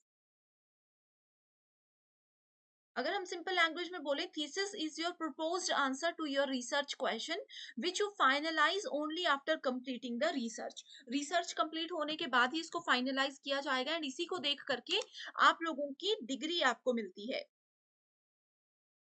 नेक्स्ट आ जाता है the two most important and commonly used formatting styles. ठीक है, सो अब देखो रिसर्च थीसिस या रिसर्च में जो कुछ भी चीजें होती है उसको कैसे लिखा जाता है, उसके दो फॉर्मेट्स होते हैं, एमएलए और एपीए। जनरल ये दोनों फॉर्मेट सिर्फ एग्जाम के लिए इंपॉर्टेंट है, जब एक्चुअल में आप लोग पीएचडी करने जाओगे तो वहां पे स्टूडेंट्स आप लोग जिस भी यूनिवर्सिटी से पीएचडी करते हो वही आपको फॉर्मेट बताते हैं। सो एमएलए का फॉर्मेट फुल फॉर्म है मॉडर्न लैंग्वेज एसोसिएशन, एपीए का मतलब है अमेरिकन साइकोलॉजिकल एसोसिएशन। करेक्ट। सो ये क्या होता है, वर्क साइटेड होता है, रेफरेंस लिस्ट होती है। सो इसमें आपको यही याद रखना है। नेक्स्ट है डिफरेंट टाइप्स ऑफ रिसर्च, जिसमें कि पहला आता है फंडामेंटल, जिसको कि बेसिक रिसर्च बोला जाता है, एंड इसको हम लोग प्योर रिसर्च भी बोलते हैं, जिसमें सिर्फ हम नॉलेज को कलेक्ट करते हैं, कहीं यूज नहीं करते। Then we have applied research. Applied research किसी भी पर्टिकुलर क्वेश्चन के सॉल्यूशन को ढूंढने के लिए यूज किया जाता है। एंड एक्शन रिसर्च होता है सिर्फ सॉल्यूशन ढूंढना नहीं, इमीडिएट कहीं पे हम लोगों को अगर एक्शन लेना है तो उसके लिए एक्शन रिसर्च यूज होता है। जैसे मेरे सामने कोई प्रॉब्लम आ गई है, मैं इसका सॉल्यूशन ढूंढूंगी, सिर्फ दिमाग में नहीं सोचूंगी, उसको एक्चुअल में हम यूज करेंगे, एक्चुअल में प्रैक्टिकल करके देखेंगे। Then we have qualitative and quantitative research. So qualitative, quantitative क्या करता है, नंबर्स के साथ डील करता है। Quantitative research deals with numbers, statisticals, and qualitative जो है डील करता है वर्ड्स के साथ एंड उन वर्ड्स के मीनिंग्स के साथ। Then we have deductive and inductive research. Deductive क्या होता है, अपर लेवल से नीचे के लेवल पे आएंगे तो वो डिडक्टिव होगा, नीचे के लेवल से ऊपर के लेवल पे जाएंगे तो वो इंडक्टिव होगा। करेक्ट। सो इंडक्टिव रीजनिंग की अगर पहले बात करें, inductive reasoning aims at developing theory. तो थ्योरी डेवलपमेंट की कहीं पे बात आती है तो वो हम इंडक्टिव रीजनिंग की बात करते हैं, जबकि डिडक्टिव रीजनिंग किस पे फोकस करता है, ये उसकी टेस्टिंग पे फोकस करता है, जो एग्जिस्टिंग थ्योरी है उसकी टेस्टिंग पे फोकस करता है डिडक्टिव रीजनिंग। नेक्स्ट आ जाता है फिर हमारे पास सैम्पलिंग। सो सैम्पलिंग क्या होता है, सैम्पलिंग, अब देखो मान लीजिए मुझे अपने रिसर्च के लिए लोगों से ओवरव्यू लेने हैं, लोगों के रिव्यूज लेने हैं, एंड मैं रिसर्च के लिए किसी सोशल प्रॉब्लम की रिसर्च के लिए चली गई किसी कॉलेज में जहाँ पे 10,000 स्टूडेंट्स थे। तो अब 10,000 स्टूडेंट से क्वेश्चंस पूछना तो पॉसिबल नहीं है, तो हम क्या करते हैं, 10,000 में से 100 स्टूडेंट्स को सिलेक्ट करेंगे। तो वो किस बेसिस पे सिलेक्ट किया जाता है, ये हो गया सैंपल। ठीक है, 10,000 क्या है, टोटल पॉपुलेशन है, 100 क्या है, सैंपल है। तो दो तरीके से उसको किया जाता है, एक होता है प्रोबेबिलिटी, एक होता है नॉन प्रोबेबिलिटी। तो इनके नाम आपको याद होने चाहिए, कन्वीनियंस, जजमेंटल जिसको पर्पसिव भी बोलते हैं, snowball and quota sampling. Probability में आता है stratified, systematic, cluster and simple random sampling. Detailed video इस टॉपिक पर मैं लेकर के ऑलरेडी आई हूँ, अगर आपने वो नहीं देखी है तो मुझे कमेंट कीजिए, मैं आपके साथ शेयर कर दूंगी। Then we have hypothesis. Hypothesis का मतलब परिकल्पना करना। अब किसी प्रॉब्लम में मैं फंस गई, उसके सॉल्यूशन के लिए डायरेक्टली तो मैं किसी ट्रैक पे नहीं चल पाती हूँ, पहले हम आइडिया लगाते हैं ना कि मैं ये करूं या फिर मैं ये काम करूं कि मेरे को सॉल्यूशन मिल जाएगा, तो इस चीज को बोलते हैं परिकल्पना करना। सो परिकल्पना का एग्जैक्ट अगर हम लोग देखें तो ये बहुत इंपॉर्टेंट होता है, रिसर्च में किसी प्रॉब्लम में फंस गए तो हमें सॉल्यूशन तक जाने के लिए देखना पड़ता है कि ये प्रैक्टिकल करें, ये प्रैक्टिकल करें या ये फिर प्रैक्टिकल अप्रोच को ट्राई करें। सो परिकल्पना बेसिकली टेस्टिंग जरूरी होती है हाइपोथेसिस की, जिसमें दो चीजें होती है, null hypothesis and alternative hypothesis. Testing की बाद में बात करेंगे, दो टाइप्स है, नल एंड अल्टरनेटिव। तो नल क्या बोलता है, नल बोलता है नो डिफरेंस। नल बोलता है कि बॉयज एंड गर्ल्स के बीच में कभी कोई डिफरेंस नहीं है, they both are always equal. ये एक एग्जाम्पल है नल हाइपोथेसिस का, कि नो डिफरेंस होता है हर एक चीज में, बॉयज गर्ल्स इक्वल है, ब्लैक एंड व्हाइट इक्वल है, ये ऐसे बोलता है। ऑल्टरनेटिव हाइपोथेसिस क्या करता है, ये प्रॉपर तरीके से बताता है कि एग्जैक्टली किस तरह से काम चल रहा है। ठीक है, अगर हम लोग नल को एक्सेप्ट कर लेते हैं तो बहुत अच्छी बात है। इन केस अगर हम लोग नल हाइपोथेसिस को एक्सेप्ट नहीं करते तो हमारे पास सिर्फ ऑल्टरनेटिव हाइपोथेसिस को ही एक्सेप्ट करने का ऑप्शन रहता है, जिसको कि वैकल्पिक परिकल्पना के नाम से जाना जाता है। Correct. So alternative hypothesis states your research prediction of an effect और रिलेशनशिप। ये बोलता है कि दो चीजों के बीच में डिफरेंस होता है। सो नेक्स्ट अगर हम लोग बात करें टाइप 1 एंड टाइप 2 एरर की, तो इसको समझाने के लिए यहाँ पे मैं आप लोगों को बताती हूँ कि टाइप 1 एरर क्या होता है। तो टाइप 1 एरर को बोला जाता है false positive and type 2 error को बोला जाता है फॉल्स नेगेटिव। करेक्ट। सो अगर हम लोग यहाँ पे आप देखो, टेस्ट रिजेक्ट्स नल, अगर हम लोग नल हाइपोथेसिस को रिजेक्ट कर देते हैं, ठीक है, हमने क्या कर दिया, नल हाइपोथेसिस था उसको हमने रिजेक्ट कर दिया, लेकिन एक्चुअल में वो ट्रू था, ट्रू हाइपोथेसिस को हमने गलती से रिजेक्ट कर दिया, तो वो टाइप 1 एरर है जिसको कि फॉल्स पॉजिटिव बोला जाता है। तो इस तरह से इस टेबल पे आप देख सकते हो। उसी के साथ अगर हम लोग नल हाइपोथेसिस को फॉल्स कर देते हैं जबकि वो करेक्ट था, तो वो इफेक्टिव एग्जिस्टेंस के अंदर आता है। टेस्ट एक्सेप्ट्स नल, जब हम नल हाइपोथेसिस को एक्सेप्ट कर देते हैं तो वो करेक्ट डिसीजन होता है, जिससे एक्स्ट्रा कोई फर्क नहीं पड़ता, एंड वो टाइप 2 एरर होता है जिसको कि फॉल्स नेगेटिव के नाम से जाना जाता है। Next we have research ethics. और रिसर्च की नैतिकताएं होती हैं, रिसर्च की नैतिकताओं में कुछ चीजें इंपॉर्टेंट होती है, जैसे कि हम लोगों को ऑनेस्टी रखनी चाहिए, ईमानदारी के साथ रिसर्च करनी चाहिए, जो हमारा डेटा आया है, जो हमारा रिजल्ट आया है, उसमें मिलावट नहीं करनी चाहिए। कई बार क्या होता है, मान लीजिए वो बोलते हैं कि रिसर्च करके आओ एंड उसका मिनिमम एवरेज पॉइंट 0.05 होना चाहिए, एंड मेरा आ गया 0.03। तो रिसर्च एथिक्स हमें बोलता है कि जो आपका रिजल्ट आया है आप उसी को यूज करो, यहाँ पे थोड़ी सी भी मिलावट या बेईमानी नहीं करनी है। तो इसी तरह से रिसर्च एथिक्स के कुछ रूल्स होते हैं जिनको ध्यान में रखते हुए हमें काम करना है। जो रिसर्च हम कर रहे हैं उसको कॉन्फिडेंशियल रखना है, थोड़ा प्राइवेट रखना है, हर एक चीज सबके साथ शेयर नहीं करनी है। या फिर अगर हम किसी के पुरानी रिसर्च से मदद मदद ले रहे हैं, उनकी थीसिस या पेपर से मदद ले रहे हैं, तो वहां पर भी हमें झूठ नहीं बोलना है कि हमने ये खुद किया। हमें वहां पे एज इट इज लिखना है कि हमने कहीं से मदद ली है। ऐसे छोटे छोटे रूल्स होते हैं जो कि रिसर्च एथिक्स के अंदर आते हैं कि हम लोगों को यहाँ पे लॉयल रहना है, रिस्पेक्ट में रिस्पेक्टफुल रहना है, ट्रांसपेरेंसी होनी चाहिए, ठीक है, फेयरनेस होनी चाहिए, लीडरशिप होनी चाहिए। ये सब चीजें आती है रिसर्च एथिक्स के अंदर। अगला आ जाता है टॉपिक क्वेश्चनियर। क्वेश्चनियर यानी कि प्रश्नावली। अब देखो, आप लोगों ने बहुत जगह देखा होगा सोशल मीडिया पर भी कि लोग एक इंटरव्यू लेते हैं, पब्लिक में जाकर के लोगों से कुछ पूछते हैं कि अपने प्राइम मिनिस्टर के बारे में बताओ, इस तरह के छोटे छोटे क्वेश्चंस। ये क्या होता है? ये क्वेश्चनियर होते हैं कि हम पब्लिक में जाते हैं और उनसे पूछते हैं। ये इंक्वायरी हो रही होती है कि इस तरह के क्वेश्चन से हम ये भी जान सकते हैं कि हमारे जो यूथ है, जो यंग जनरेशन है, उनको अपनी कंट्री के मिनिस्टर्स या अपनी संस्कृति के बारे में कितना पता है। तो इस तरह के क्वेश्चंस जो होते हैं, सर्वे, इंटरव्यू, ये सब इसमें आते हैं। इसमें छोटे-छोटे क्वेश्चंस पूछे जाती हैं। देन वी हैव क्वेश्चन के types, close ended and open ended questions. So close ended questions क्या होते हैं? जिसमें कि सिर्फ किसी से यस और नो, ट्रू और फॉल्स, इस तरह के क्वेश्चंस पूछे जाते हैं। ओपन एंडेड होता है किसी से पूरा रीजन अगर हम मांगते हैं कि ये क्यों हुआ। अगर मैं आपसे रीजन मांगू कि आपको ये क्लास पसंद आ रही है एंड आप सिर्फ आंसर दे रहे हो यस या नो में, तो वो क्लोज एंडेड क्वेश्चन हो गए। अगर मैं आपको पूछूं कि आपको ये क्लास पसंद आ रही है, इसका सबसे अच्छा कारण बताइए कि आपको इस क्लास में सबसे अच्छा क्या लगा, तो वो हो गया ओपन एंडेड क्वेश्चन, जिसका आंसर आप मुझे कमेंट करके बताओगे कि आपको इस क्लास में क्या अच्छा लगा या क्या बुरा लगा। करेक्ट। नेक्स्ट है हमारे पास वेरिएबल्स। वेरिएबल्स क्या होते हैं? वेरिएबल कुछ भी हो सकता है, कोई पर्सन, कोई प्लेस, कोई जगह, कोई सामान, कुछ भी हो सकता है। दो वेरिएबल है ए एंड बी। ये वेरिएबल अगर एक दूसरे पर निर्भर है कि अगर मैं एक को डिलीट कर दूं तो दूसरा भी खत्म हो जाएगा, तो वो होते हैं डिपेंडेंट वेरिएबल, यानी कि निर्भर चर। ठीक है, अगर मैं एक को डिलीट कर देती हूँ, दूसरे को इससे कोई फर्क नहीं पड़ता, तो ये होते हैं इंडिपेंडेंट वेरिएबल, यानी कि स्वतंत्र चर। तो ये होते हैं वेरिएबल्स जो कि आपको पता होने चाहिए। एंड वेरिएबल्स पे रिलेटेड एक प्रीवियस ईयर क्वेश्चंस मैंने आपके साथ शेयर किया है, जो कि एग्जाम में जरूर आएगा ही आएगा। Then we have position paper. Position paper क्या होता है? ये ऐसा होता है जिसमें कि it is an essay that presents an arguable opinion about an issue. किसी प्रॉब्लम को लेकर के कोई ओपिनियन है, कोई हाईलाइटेड इशू है, उसके बारे में यहाँ पे लिखा जाता है। टिपिकली ये किस पे काम करता है? कोई भी पॉलिटिक्स है, लॉ से रिलेटेड है, एकेडमिक से रिलेटेड है, इस तरह की जो चीजें होती हैं, उनके लिए पोजीशन पेपर को जनरली यूज किया जाता है। सो कम्युनिकेशन, जिसको कि हिंदी में संचार बोला जाता है, इसका मतलब होता है एक्सचेंज ऑफ आइडियाज। अब मेरा नाम है अंकिता, मैं आप लोगों की कौन हूँ? मैं आप लोगों की टीचर हूँ। आप एबीसी नाम के कोई भी मेरे स्टूडेंट्स हो, ठीक है।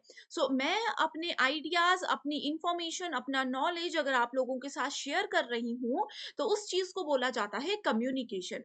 सो एज अ टीचर, अगर मैं अपना नॉलेज आप लोगों को ऑनलाइन सेशन में, जैसे कि अभी आप ये देख रहे हो, इस तरह से शेयर करूं, या फिर ऑफलाइन यानी कि क्लासरूम सेशन में अपना नॉलेज और आइडियाज शेयर करूं, तो इन किसी भी तरह के sharing of ideas, sharing of knowledge, इस चीज को बोला जाता है कम्युनिकेशन।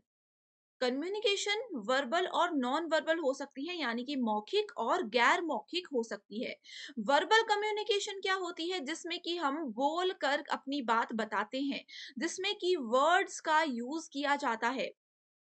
जैसे कि अगर क्लास में मैं किसी स्टूडेंट को बोलूं सिट डाउन, मैंने जैसे अभी बोला सिट डाउन, तो ये क्या है? ये वर्बल कम्युनिकेशन है कि मैंने आप लोगों को मुंह से, वर्ड्स की मदद से कुछ कहा है। दूसरा आता है नॉन वर्बल, जिसको कि गैर मौखिक बोला जाता है। नॉन वर्बल में हम लोग वर्ड्स का प्रयोग नहीं करते, इसमें हम यूज करते हैं सिंबल्स का, इसमें हम यूज करते हैं साइंस का, यानी कि इशारों का। अब जैसे किसी स्टूडेंट को बैठने के लिए मुझे कहना है, तो मैं हाथ से इशारा कर सकती हूँ सिट डाउन के लिए। मुंह से मैंने कुछ भी नहीं बोला, that is taken under the category of non verbal communication. Next we have it involve sender, message, medium, channel, receiver, response and feedback. तो कभी भी कम्युनिकेशन अगर करना है तो उसके लिए इन सब चीजों की जरूरत होती है। इन सब को हम डिटेल में आगे डिस्कस अभी करने वाले हैं। तो इसी के अपने अगले टॉपिक की ओर, जो कि है कैरेक्टरिस्टिक्स ऑफ कम्युनिकेशन, यानी कि संचार के लक्षण क्या क्या होते हैं। संचार में सबसे इंपॉर्टेंट पार्ट होता है एक्सचेंज ऑफ आइडियाज, यानी कि विचारों का आदान प्रदान इसमें होता है। अब दो लोग बातचीत कर रहे हैं, अब देखो स्टूडेंट्स, ए और बी बात कर रहे हैं, वो कोई भी बात हो सकती है। हो सकता है कि ए ने बी को कोई स्टोरी सुना दी, हो सकता है ए ने बी को यूजीसी नेट पेपर 1 के बारे में बता दिया, हो सकता है ए ने बी को ग्लोबल ऑनलाइन चैनल के बारे में बता दिया। ठीक है, कोई भी रीजन हो सकता है, कुछ भी चीज हो सकती है। एक्सचेंज ऑफ आइडियाज हो सकते हैं, कोई भी ये बात बता रहे हैं, या आज उनके साथ सुबह क्या हुआ ये कोई स्टोरी सुना रहे हैं। तो इस सब चीजों को कम्युनिकेशन के अंदर रखा जाता है। कम्युनिकेशन को सक्सेसफुल कब माना जाता है? जब वो टू वे कम्युनिकेशन होती है। अब देखो, जैसे कि ए ने बी को बता दिया, मान लीजिए ए ने बी को बोल दिया कि हाँ, मैं यूजीसी नेट की तैयारी ग्लोबल ऑनलाइन यूट्यूब चैनल से करता हूँ, और बी ने उसका रिस्पॉन्स ही नहीं दिया, बी ने ए की बात को इग्नोर कर दिया, तो वो एक अच्छा कम्युनिकेशन नहीं माना जाएगा। एक टू वे कम्युनिकेशन कब होगा? जब एक पर्सन कोई नॉलेज शेयर करता है एंड दूसरा पर्सन उसके रिस्पॉन्स में कुछ बोलता है। जैसे मान लीजिए ए ने बोला कि मैं ग्लोबल ऑनलाइन से पेपर 1 की प्रिपरेशन करता हूँ, एंड वहीं बी ने भी बोल दिया कि हाँ, मैंने भी ग्लोबल ऑनलाइन का कोर्स खरीदा हुआ है और मेरा एग्जाम क्वालिफाई हो गया था। इस तरह से क्या हो गया? एक सक्सेसफुल कम्युनिकेशन ही हो गया। Correct. Next is continuous process. Communication, संचार क्या है? कॉन्टिन्यूअस प्रोसेस है जो कभी भी नहीं रुकता। ए ने बी को कुछ बात बता दी, बी ने सी को कुछ बात बता दी, या फिर सी ने फिर बी को कुछ बात बता दी। इस तरह से कम्युनिकेशन कंटिन्यू होता ही रहता है। नेक्स्ट है कोऑपरेटिव, यानी कि सहयोगी। कम्युनिकेशन का इफेक्टिव तभी माना जाता है जब उसमें जितने भी लोग इन्वॉल्व हैं वो एक दूसरे को कोऑपरेट करें। अब देखो, जैसे स्टूडेंट्स, मैं अपने सेशंस में, आपको पता होगा कि हर बार मैं बहुत सारे होमवर्क क्वेश्चंस आप लोगों को देती हूँ, है ना? मैं तो यहाँ से बोल देती हूँ कि स्टूडेंट्स, ये होमवर्क क्वेश्चन है, इसका आंसर मुझे कमेंट करके बताइए।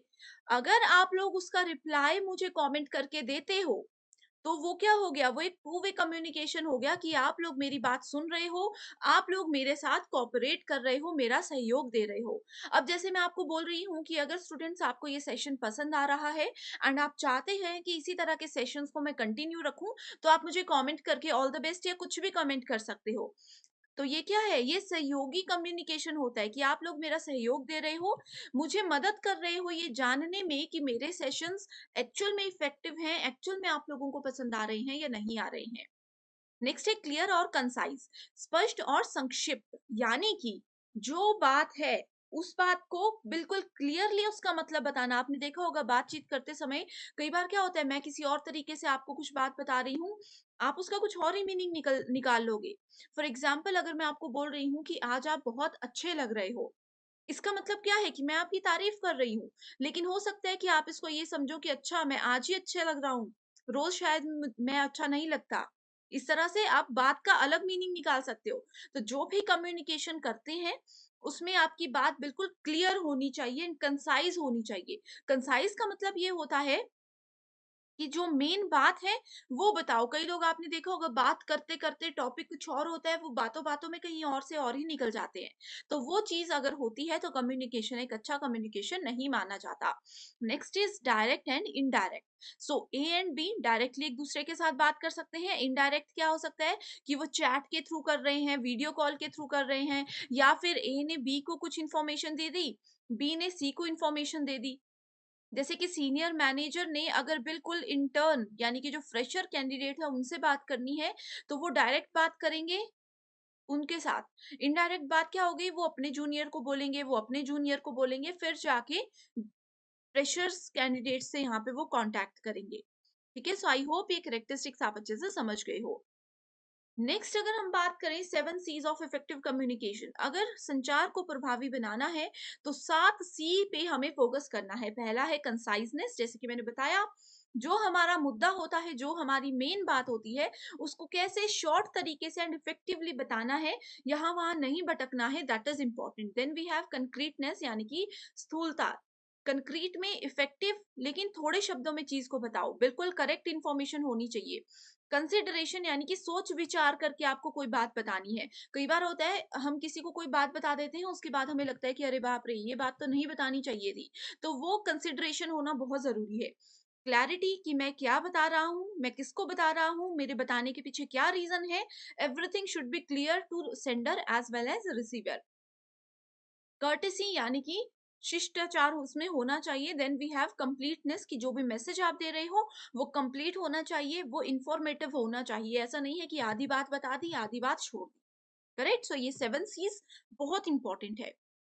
नेक्स्ट इज एग्जाम में देखो स्टूडेंट्स, ये नाम याद रख लेना। एग्जाम में क्वेश्चन आता है कि जैसे आपके पास 4 ऑप्शन दिए हैं, आपको पूछा जाएगा कि इनमें से कौन सा एक इफेक्टिव कम्युनिकेशन का सी नहीं है। तो हो सकता है करेक्टनेस की जगह इसमें कुछ और ऑप्शन दिया हो, तो आपको इसको अच्छे से समझ लेना है। नेक्स्ट है प्रोसेस ऑफ कम्युनिकेशन। कम्युनिकेशन बातचीत करने के लिए किसकी जरूरत है? सेंडर की। अब सेंडर कौन है? ए है। चलो अंकिता रख लेते हैं। ठीक है, सेंडर कौन है? अंकिता है। मैं आप लोगों को कोई बात बताने वाली हूँ, मैं आप लोगों को यूजीसी नेट पेपर 1 के बारे में अभी बताने वाली हूँ। ठीक है, तो सेंडर भी हो गया, मैसेज भी हो गया। मैसेज क्या है? यूजीसी नेट पेपर 1 की बात जो मैंने आपको बतानी है। एनकोडिंग क्या हो गया? अब एनकोडिंग का मतलब ये है कि मैं किस लैंग्वेज में आपको बताऊं, हिंदी में बताऊं, इंग्लिश में बताऊं, मराठी में बताऊं, या जिस भी लैंग्वेज में मैं बोल सकती हूँ, मेरी जो रीजनल लैंग्वेज है उसमें बताऊं, तो वो एनकोडिंग हो गया। मीडिया मतलब मैं किस तरह से बता रही हूँ, मैं आपको सामने बैठकर बता रही हूँ, मोबाइल के थ्रू बता रही हूँ, यूट्यूब के थ्रू बता रही हूँ, वीडियो कॉल पे बता रही हूँ, या फिर चैट पे मैसेज लिखकर बता रही हूँ। वो मीडिया क्या है?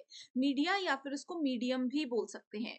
ठीक है, कि किस तरीके से मैं बात बता रही हूँ। रिसीवर कौन है? अब मैंने तो देखो मैसेज भी डिसाइड कर दिया, कैसे मैसेज आप तक पहुंचाना है ये भी डिसाइड कर दिया, लैंग्वेज भी डिसाइड कर दी। अब सबसे जरूरी चीज कौन है? रिसीवर। रिसीवर कौन है? मेरे स्टूडेंट्स हैं। आप सभी रिसीवर्स हो। अगर आप लोग नहीं हो तो ये मेरा मैसेज, लैंग्वेज, ये सब बेकार है। उसके बाद आ गया डिकोडिंग। डिकोडिंग क्या है? अब देखो मैंने मान लीजिए जैसे मैं आपको पढ़ा रही हूँ इंग्लिश एंड हिंदी दोनों लैंग्वेजेस में, डिकोडिंग में बहुत से स्टूडेंट्स ऐसे होंगे जो कि इस चीज को प्योर हिंदी में ही कंसिडर करते हैं, जो कि इसको प्योर इंग्लिश में ही कंसिडर करते हैं, अपनी लैंग्वेज के कन्वर्जन के अकॉर्डिंग वो इसको यहाँ पे काम यूज करते हैं। देन वी हैव फीडबैक, जो कि बहुत इंपॉर्टेंट होता है कम्युनिकेशन में, लेकिन मेरे स्टूडेंट्स कभी भी फीडबैक मुझे नहीं देते। फीडबैक क्या होगा? ये पूरा प्रोसेस हमने कर दिया। फीडबैक होगा जब आप मुझे कमेंट करोगे कि यस मैम ये सेशन अच्छा था, या फिर आपको किसी टॉपिक पर चाहते हो कि मैं आपके लिए एक सेशन लेकर आऊं, वो टॉपिक का नाम लिख सकते हो, या फिर आप फीडबैक में ये देख सकते हो कि ये टॉपिक आपको अच्छे से समझ आ गया, इस सीरीज को मैं कंटिन्यू रखूं। ठीक है, कुछ भी मेरे सेशन से रिलेटेड, मेरी कम्युनिकेशन से रिलेटेड किसी भी चीज को लेकर के आप अगर कमेंट करते हो तो उस चीज को यहाँ पे फीडबैक माना जाएगा, जो कि एक प्रोसेस का, एक कम्युनिकेशन का प्रोसेस है।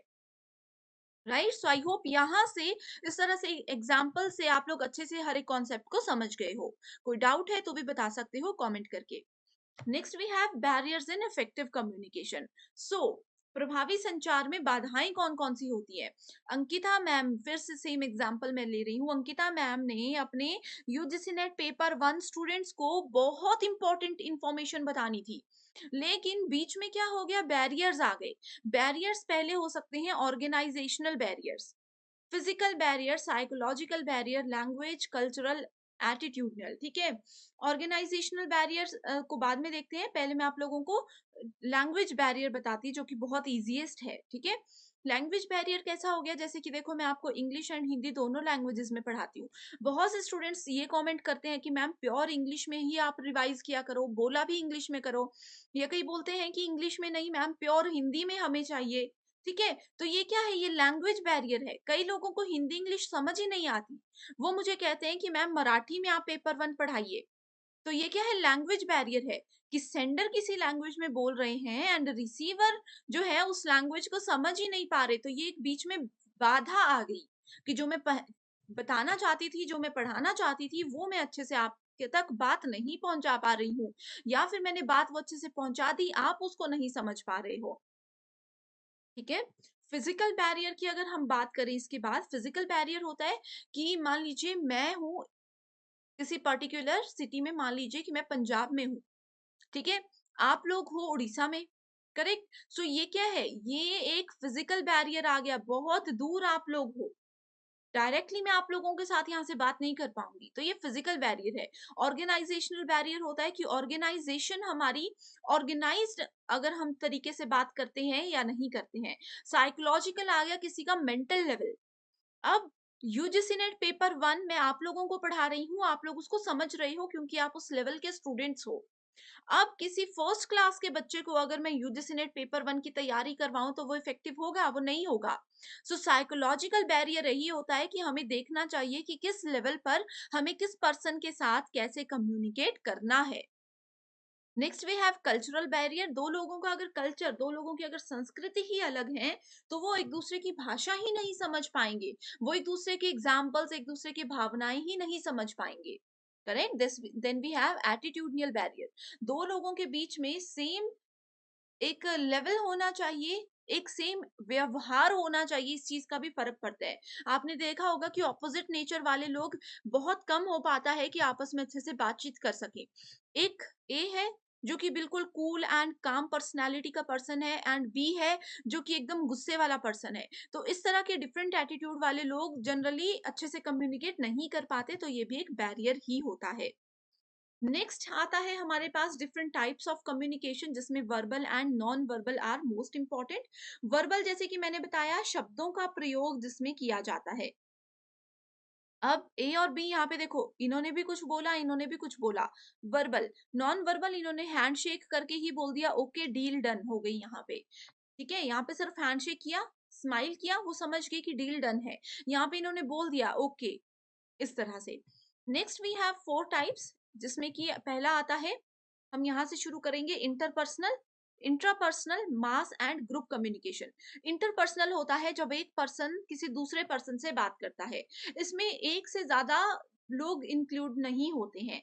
ठीक है। इंट्रापर्सनल होता है जब एक पर्सन अपने आप से ही बात करता है। अब ये मत बोलना कि एक पर्सन अपने आप से बात कर रहा है तो वो पागल है, ऐसा नहीं है। अब देखो, हम लोग मन में सोच रहे हैं, कई बार होता है ना, मन में हम कुछ सोचते हैं, या फिर हम जैसे बैठे हुए हैं अपने आप से गाने गा रहे हैं, या कई बार हम बैठे हैं अपने आप से रिवीजन कर रहे हैं कि आज हमने क्या पढ़ा। ये सारी चीजें क्या होती है, ये शीशे के आगे खड़े होकर हम कुछ डायलॉग्स बोल रहे हैं, कुछ भी कर रहे हैं। इंट्रापर्सनल यानी कि एक पर्सन अपने आप से बात कर रहा है, आप इसको ऐसे एग्जाम्पल रखो। ठीक है। अब देखो, स्पेलिंग से याद रख लो, ये है आई, इसको देखो इंटर। इंटर यानी कि एक और दो। ठीक है। इंट्रा, अपने आप से। देखो, इसमें ए आ गया, ए फॉर अपने आप से, ऐसे आप याद रख सकते हो। ठीक है। आई होप ये ट्रिक आपको याद रहेगी। अगर पसंद आई है, ऐसे ही छोटी छोटी सी ट्रिक्स चाहते हो तो कमेंट जरूर कीजिएगा। एक सेपरेट सेशन लाऊंगी जिसमें सिर्फ ऐसी ही ट्रिक्स पे हम फोकस करेंगे। Then we have group communication, जिसमें जैसे कि मीटिंग है, ग्रुप में ये बहुत सारे लोग हैं, सबको पूरा अधिकार है बोलने का, सब अपने आइडियाज शेयर कर सकते हैं, नॉलेज शेयर कर सकते हैं। मास कम्युनिकेशन क्या होता है, इस तरह के कम्युनिकेशन में एक इंसान बोलता है एंड बहुत से लोग सुनते हैं। जैसे कि आपने मोदी जी का भाषण सुना होगा, वो सिर्फ स्टेज पे रह करके बोलते हैं और पूरी दुनिया सुनती है।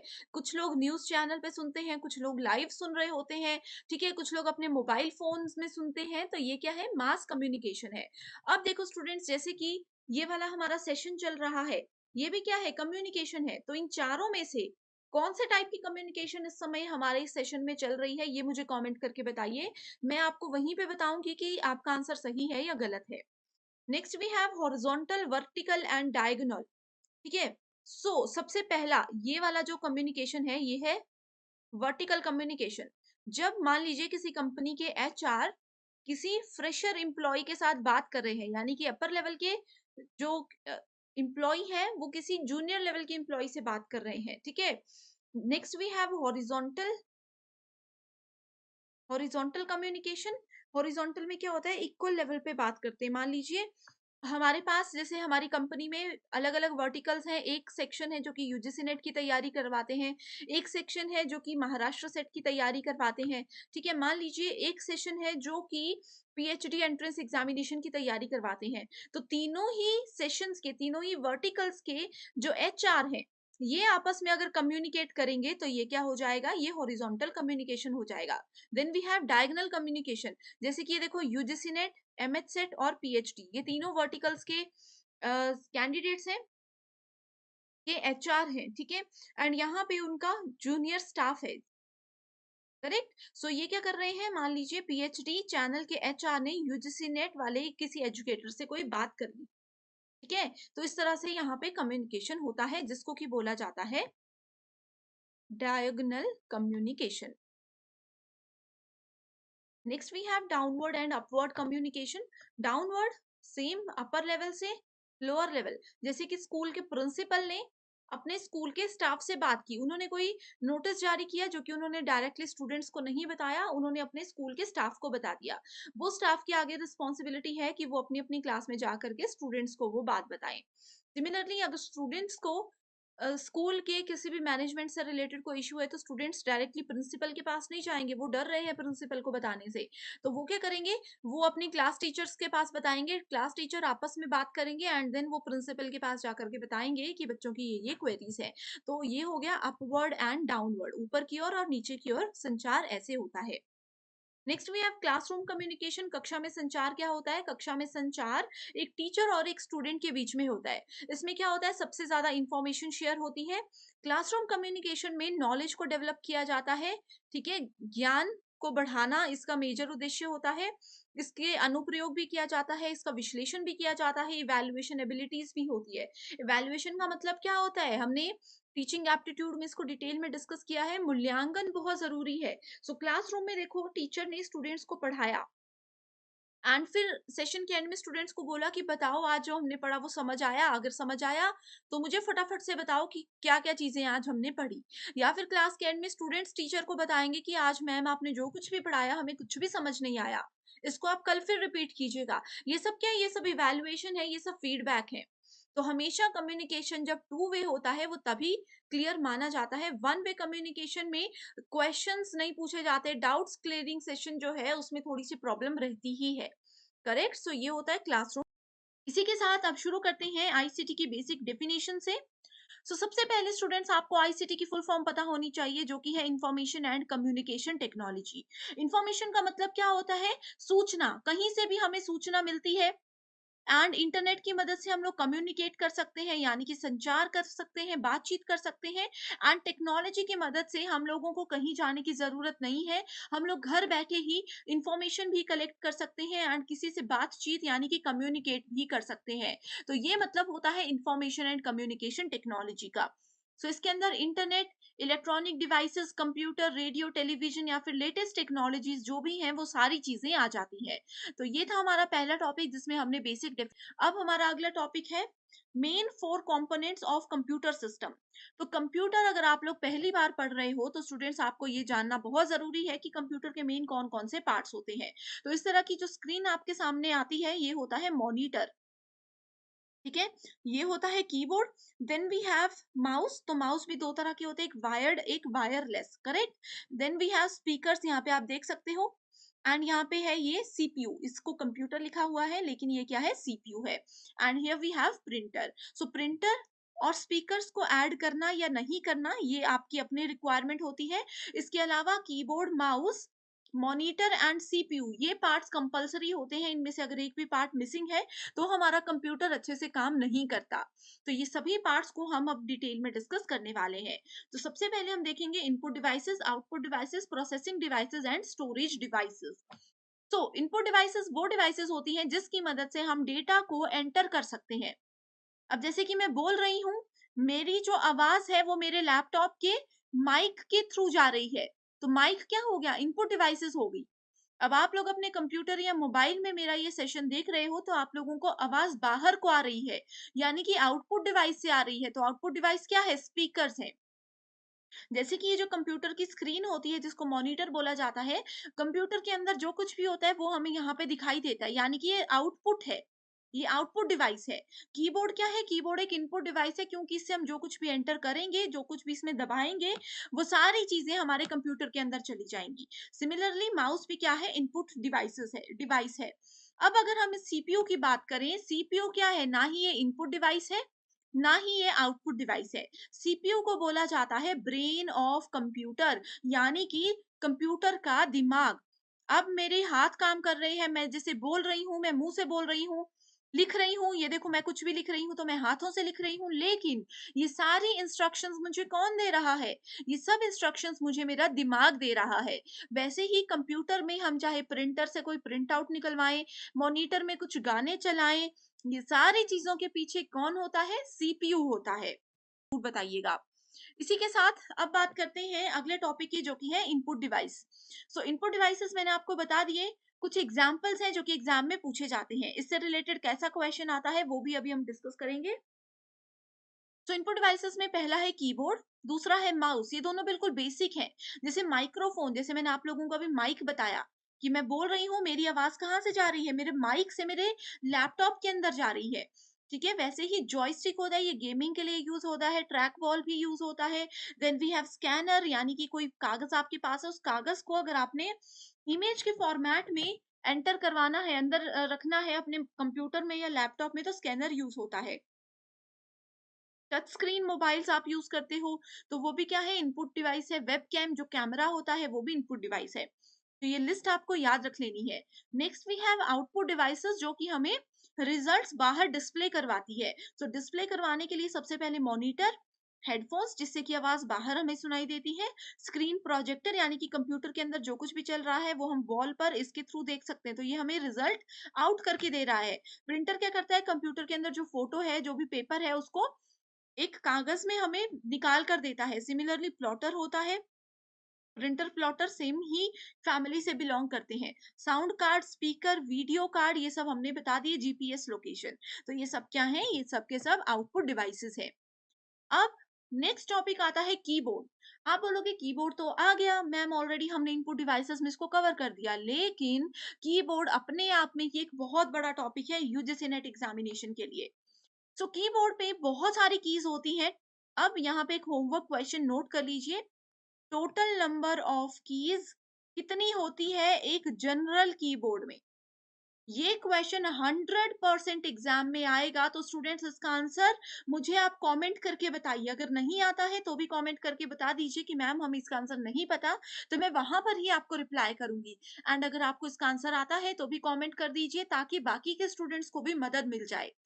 टोटल कितने बटन्स होते हैं कीबोर्ड में, कितनी कीज होती हैं, ये आपने बताना है। अब देखो, ये जितनी भी कीज हैं, इसको छोटे छोटे हिस्सों में डिवाइड किया गया है। तो सबसे ऊपर वाला हिस्सा जो आता है, ये आता है function keys. So function keys होती है F1 से F12 तक। कॉर्नर वाली की जिसमें ESC लिखा होता है, ये होती है एस्केप की। करेक्ट। देन वी हैव ये बड़ा सा, इसको बोला जाता है space bar.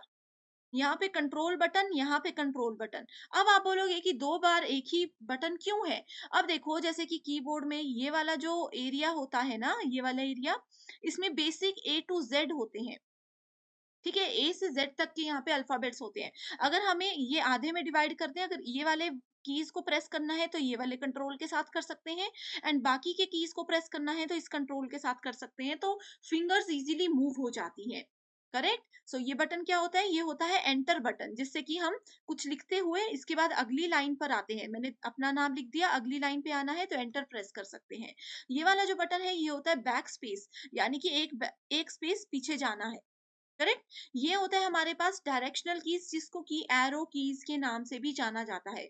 Top, down, left, right, ये चार तरह की कीज होती हैं। Then we have numeric keypad, जिसमें कि 0 से 9 तक नंबर होते हैं। प्लस, मल्टीप्लिकेशन, माइनस, डिवीजन, ये सारे सिंबल्स भी इसमें आपको मिलते हैं। इसके अलावा हमारे पास यहाँ पे कुछ स्पेशल सिंबल्स होते हैं, जैसे कि @ परसेंटेज, एंड का साइन, डॉलर का साइन, ये स्टार हो गया, ये जितने भी सिंबल्स होते हैं, लेस देन, ग्रेटर देन, ठीक है, ये करली ब्रेसेस, ये सारे आते हैं स्पेशल सिंबल्स के अंदर। Correct. So I hope students, यहाँ तक की जो चीजें हैं आप लोग कीबोर्ड के केस में समझ गए हो। अब होमवर्क क्वेश्चन जो दिया है, जरूर उसका रिप्लाई कीजिएगा। नेक्स्ट टॉपिक आता है types of printer. So printer भी क्या है, प्रिंटर हमारे पास है एक आउटपुट डिवाइस। इसको दो हिस्सों में बांटा गया है, impact and non impact printer. Impact printer होते हैं जो कि डायरेक्टली पेपर और प्रिंटर की जो डिवाइस होती है, प्रिंटर डिवाइस के अंदर जो मेन पार्ट होता है, जो प्रिंट करने में हमें मदद करता है, उसको ये पेपर के साथ टच करते हुए काम करता है। तो इसको भी दो हिस्सों में डिवाइड किया गया है, कैरेक्टर एंड लाइन। लाइन में दो टाइप्स होते हैं, dot matrix and Daisy wheel. And sorry, character के दो टाइप्स हैं ये, एंड लाइन के दो टाइप्स है, drum, chain and band. Then we have non impact, इसमें आता है inkjet, laser and thermal. So ये सीक्वेंस आपको याद होना चाहिए। एग्जाम में पूछा जा सकता है कि चेन प्रिंटर किस कैटेगरी में आता है, तो ये लाइन प्रिंटर के अंदर इम्पैक्ट में आता है। ओके। नेक्स्ट यहाँ पे देख सकते हो स्टूडेंट्स, ये आप लोगों के पास एक होमवर्क क्वेश्चन है। अभी हमने डिस्कस किया कि कौन सी इनपुट डिवाइसेस है। 4 ऑप्शंस हैं। यहाँ पे देखो बहुत सारे डिवाइसेस के नाम इस तरह से लिखे हुए हैं, आप देख सकते हो। तो जो जिस भी ऑप्शन में सभी डिवाइसेस इनपुट डिवाइसेस हैं, वो आपका करेक्ट आंसर होगा। तो मुझे कमेंट करके बताइए कि क्या सही आंसर है। नेक्स्ट क्वेश्चन है सीपीयू। सीपीयू नेक्स्ट टॉपिक है सीपीयू। सीपीयू का मतलब ब्रेन ऑफ कंप्यूटर। इसको कंप्यूटर का दिमाग माना जाता है। सेंट्रल प्रोसेसिंग यूनिट, इसकी फुल फॉर्म याद रख सकते हो, बहुत इंपॉर्टेंट है एग्जामिनेशन के लिए, ठीक है। जितने भी डेटा प्रोसेसिंग के काम होते हैं, आप लोग कोई अपने कंप्यूटर पे गाना डाउनलोड कर रहे हो या फिर एक फाइल दूसरी जगह पे भेज रहे हो अपने कंप्यूटर से, तो उन सारी प्रोसेसिंग के पीछे किसका हाथ होता है? सीपीयू का हाथ होता है। अब आपको अगर बाहर से देखोगे तो सीपीयू आप लोगों को कैसा दिखेगा? सीपीयू बस एक इस बॉक्स की तरह आपको दिखेगा, लेकिन अंदर से सीपीयू को फर्दर सेक्शंस में डिवाइड किया जाता है। पहला होता है एएलयू, दूसरा होता है सीयू एंड तीसरा होता है मेमोरी। एएलयू का मतलब क्या होता है? Arithmetic logical unit. MU memory unit, CU control unit. कुछ भी चीज को स्टोर करना है, गाना डाउनलोड करके स्टोर कर रहे हो, कोई फोटो आप कंप्यूटर या लैपटॉप में डाल रहे हो, तो वो मेमोरी यूनिट के अंदर जाता है। मैथमेटिक्स से रिलेटेड या कोई कैलकुलेशन से रिलेटेड काम है तो वो एएलयू करता है। एंड जैसे सीपीयू है, मॉनिटर कनेक्ट है, यहाँ पे माउस है, यहाँ पे कीबोर्ड है, यहाँ पे स्पीकर्स है, प्रिंटर है, कितनी सारी डिवाइसेस कनेक्टेड है। इनका जितना भी काम रहता है उन सबको कंट्रोल एंड कोऑर्डिनेट करना कंट्रोल यूनिट का काम होता है। सो आई होप स्टूडेंट्स इस तरह से आप लोगों की बहुत अच्छी रिवीजन हो रही होगी। सुपर फास्ट सेशन है जो कि डेफिनेटली डेफिनेटली इस कम समय में आपको मदद करता है अच्छा स्कोर करने में। एंड अगर आप चाहते हो कि मैं इस सीरीज को कंटिन्यू रखूं तो मुझे कमेंट कर दीजिए। Next topic we have is memory unit. So memory क्या होता है? When the data and instructions are entered in the computer where they are stored. ठीक है, सो जो भी चीजें हैं, इंस्ट्रक्शंस है, डेटा है, जब भी कंप्यूटर के अंदर वो जाता है एंड जहां पे उसको स्टोर किया जाता है, उसको मेमोरी बोलते हैं। सो मेमोरी बेसिकली दो टाइप्स की होती हैं, primary memory and secondary memory, प्राथमिक एंड माध्यमिक। तो प्राइमरी मेमोरी क्या होती है? प्राइमरी मेमोरी को कंप्यूटर की मेन मेमोरी भी बोला जाता है, जो कि ऑलरेडी पहले से ही कंप्यूटर के अंदर होती है, ठीक है। एंड सेकेंडरी मेमोरी क्या होती है? ये एक्सटर्नल मेमोरी होती है, जिसको ऐड करना या फिर नहीं करना ये एक पर्सन की अपनी चॉइस होती है। अब आप लोग मोबाइल लेते हो, आप लोग मोबाइल लेते समय देखते हो कि मेमोरी पहले से होती है, लेकिन अगर आपको लगता है कि उसकी मेमोरी कम है तो आप लोग एक्स्ट्रा एक्सटर्नल मेमोरी कार्ड को यूज कर सकते हो। तो जो पहले से मेमोरी होती है that is called primary, and जो एक्स्ट्रा मेमोरी कार्ड या पेन ड्राइव आप यूज करते हो that is called secondary memory. तो ये ऐड करना या नहीं करना स्टूडेंट पे, यूजर पे होता है पूरी तरह से। मेमोरी को आगे बहुत से हिस्सों में डिवाइड किया गया है, जिसमें कि सबसे पहले आता है रजिस्टर मेमोरी, जिसको कि सीपीयू रजिस्टर भी बोलते हैं, लेवल 0 पे ये आता है। सो सीपीयू रजिस्टर एक स्मॉलेस्ट सेट होता है जिसमें कि डेटा को होल्ड किया जाता है। रजिस्टर जो है वो बेसिकली स्टोर होते हैं, किसको यूज होते हैं, किसको स्टोर करने के लिए? इंस्ट्रक्शंस को स्टोर करने के लिए। जो भी डेटा हमने यूज किया है उस डेटा को ये स्टोर नहीं करता, लेकिन उसके एड्रेस को स्टोर करता है। अब बुक में आप लोगों ने इंडेक्स देखा होगा, इंडेक्स में डायरेक्टली चैप्टर या इंट्रोडक्शन तो नहीं होती है, इंडेक्स में सिर्फ क्या होता है? उस चैप्टर का या उस टॉपिक का एड्रेस होता है। वैसे ही रजिस्टर यहाँ पे काम करता है। सेकंड आ गया कैशे मेमोरी, जिसका एक एग्जांपल एस रैम है। एस रैम का मतलब होता है स्टैटिक रैम, आगे हम देखेंगे, ठीक है। सो कैशे मेमोरी क्या होती है? ये होती है एक चिप बेस्ड कंप्यूटर कंपोनेंट जो कि डेटा को इजीली रिट्रीव कर सकता है मेमोरी से। एंड कैशे मेमोरी जल्दी से भर जाती है, अगर आप इसको डिलीट करना चाहो तो इमीडिएटली डिलीट भी कर सकते हो। मेन मेमोरी मैंने आप लोगों को बता दिया। मैग्नेटिक डिस्क और मैग्नेटिक टेप्स आर जो है ये दोनों ऑक्सिलरी मेमोरी के टाइप्स आते हैं।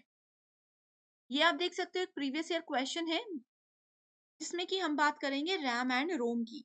तो देखो, रैम एंड रोम इस क्वेश्चन से आपको क्लियर हो जाएगा। रोम का मतलब read only memory, read only यानी कि इसके अंदर जो लिखा है उसको हम सिर्फ पढ़ सकते हैं, उसको एडिट करके चेंज करके कुछ नहीं उसमें नया हम ऐड कर सकते। रैम होता है random access memory, correct. So सबसे पहले हम रैम की बात करते हैं। RAM is basically used to store the programs and data being used by CPU in real time. RAM के अंदर जो भी डेटा होता है इसको हम लोग रीड भी कर सकते हैं एंड राइट भी कर सकते हैं, एंड इसके अंदर जो डेटा है उसको हम लोग इरेज भी कर सकते हैं, यानी कि मिटा भी सकते हैं, वो भी बार बार, जितनी बार हमारा मन चाहे, जितनी बार हमें जरूरत हो। सो रैम बेसिकली दो टाइप्स की होती है।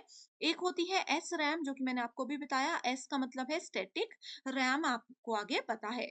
दूसरा आता है हमारे पास डी रैम। डी का मतलब क्या होता है? डी का मतलब होता है डायनामिक रैंडम एक्सेस मेमोरी। तो ये दो चीजें इंपॉर्टेंट है। देन वी हैव रोम। रोम क्या होता है? प्री रिकॉर्डेड, इसके अंदर चीजें आ जाती हैं, एंड इसमें जो भी कुछ रहेगा उसको हम डिलीट नहीं कर सकते। ठीक है, एक बार जो ऐड कर दिया वो ऐड कर दिया, उसको ना हम डिलीट कर सकते हैं, ना ही नया उसमें कुछ ऐड कर सकते हैं। अब इस क्वेश्चन में देखो बताया गया है कौन सी स्टेटमेंट बिल्कुल ट्रू है। तो यहाँ पे स्टेटमेंट क्यू ही सिर्फ ट्रू है, क्योंकि रीड ओनली मेमोरी जो है वो वॉलेटाइल नहीं होता, वो नॉन वॉलेटाइल मेमोरी के अंदर आता है। करेक्ट। यहाँ पे आप देख सकते हो वॉलेटाइल और नॉन वॉलेटाइल की क्या डेफिनेशन है, बहुत इजी टॉपिक है। नेक्स्ट भी है which of the following represents 1 billion character. So correct answer है गीगाबाइट। अब ये गीगाबाइट क्या है? अगर पहली बार कंप्यूटर आईसीटी पढ़ रहे हो तो मैं आप लोगों को बता दूं कि मेमोरी की कुछ बेसिक यूनिट्स होती हैं। ठीक है, जैसे कि आप लोगों को डेली कितना जीबी डेटा मिलता है? 2 GB। कई लोगों को 1 GB डेटा वाला पैक होगा, कईयों को 1.5 GB वाला होगा। तो ये जीबी क्या है? GB is gigabyte. ठीक है, तो ये यूनिट्स होते हैं मेमोरी के। तो इसमें जैसे कि सबसे पहले आता है बाइट्स, फिर किलोबाइट्स, फिर उसके बाद एमबी मेगाबाइट। ठीक है, उसके बाद गीगाबाइट, टेराबाइट, पेटाबाइट।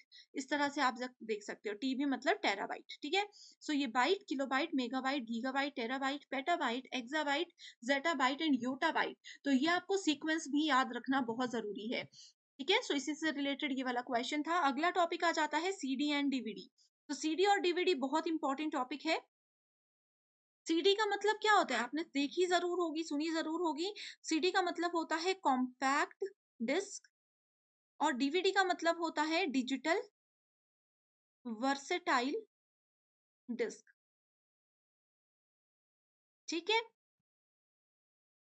नेक्स्ट है रैम रोम की बात करें, ऑलरेडी हम ये चीजें देख चुके हैं, बेसिक से डेफिनेशन आप इसकी और भी देख सकते हो। ठीक है, D RAM and S RAM भी मैंने आप लोगों को। Next we have hardware and software. Hardware वो चीजें होती है जिसको हम लोग इजीली टच कर सकते हैं, एंड सॉफ्टवेयर वो चीजें होती है जो कि हमारे मोबाइल के अंदर होती है, जैसे व्हाट्सएप है, फेसबुक है। ये सारे एप्लीकेशन जो होते हैं ये सॉफ्टवेयर होते हैं।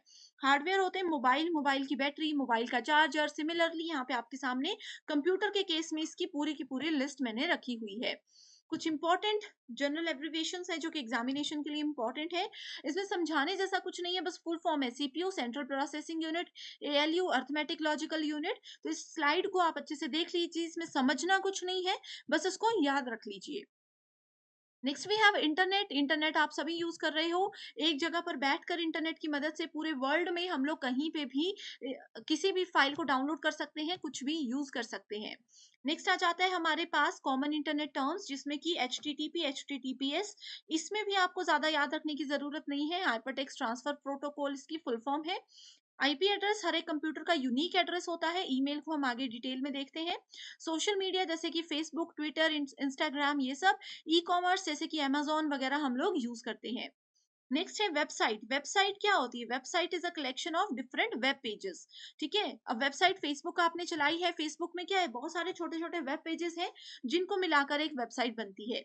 वेब ब्राउजर्स क्या होते हैं? इसके एक एग्जांपल आप देख सकते हो। गूगल क्रोम आपने सुना होगा, जिसकी मदद से हम लोग गूगल पे जाकर के कुछ भी सर्च कर सकते हैं। तो ये सारे इसके एग्जाम्पल है।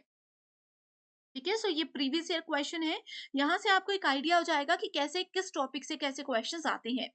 Next we have email. Email क्या होता है? प्रोफेशनल एक तरीका है किसी एक जगह से दूसरी जगह पे मेल करना, किसी एक जगह से दूसरी जगह पे फाइल्स को ट्रांसफर करना। ठीक है, सो ईमेल के डिफरेंट टाइप्स होते हैं। टू में आता है उस पर्सन का ईमेल आईडी जिसको हमने मेल भेजना है। सब्जेक्ट में आता है कि क्या हमारा मेल भेजने का टॉपिक है। किसी को फाइल भेजनी है, यहाँ पे क्लिक करके फाइल को सिलेक्ट कर लीजिए, जैसे व्हाट्सएप पे किसी को फोटो भेजते हैं, एंड आप इजीली यहाँ पे सेंड का बटन प्रेस कर सकते हो। देन ईमेल आईडी से रिलेटेड एक बेसिक टर्म है जिसका नाम है बीसीसी। बीसीसी का मतलब होता है blind carbon copy. Similarly CC भी पूछा जा सकता है जिसका मतलब होता है कार्बन कॉपी। ठीक है, सो यहाँ पे आप देख सकते हो, ये भी एक प्रीवियस ईयर क्वेश्चन है बीसीसी और सीसी से रिलेटेड। नेक्स्ट आता है लैन मैन वैन। लैन का full form local area network, इसको मैं एक एग्जांपल की मदद से ही आपको बता देना चाहती हूँ। तो लोकल एरिया नेटवर्क, वैन wide area network, metropolitan area network यानी कि मैन। तो ये क्वेश्चन है, अगर एक ही बिल्डिंग में छोटे लेवल पे काम करना है, सबसे छोटा होता है लैन, उससे बड़ा होता है मैन और सबसे बड़ा होता है वैन।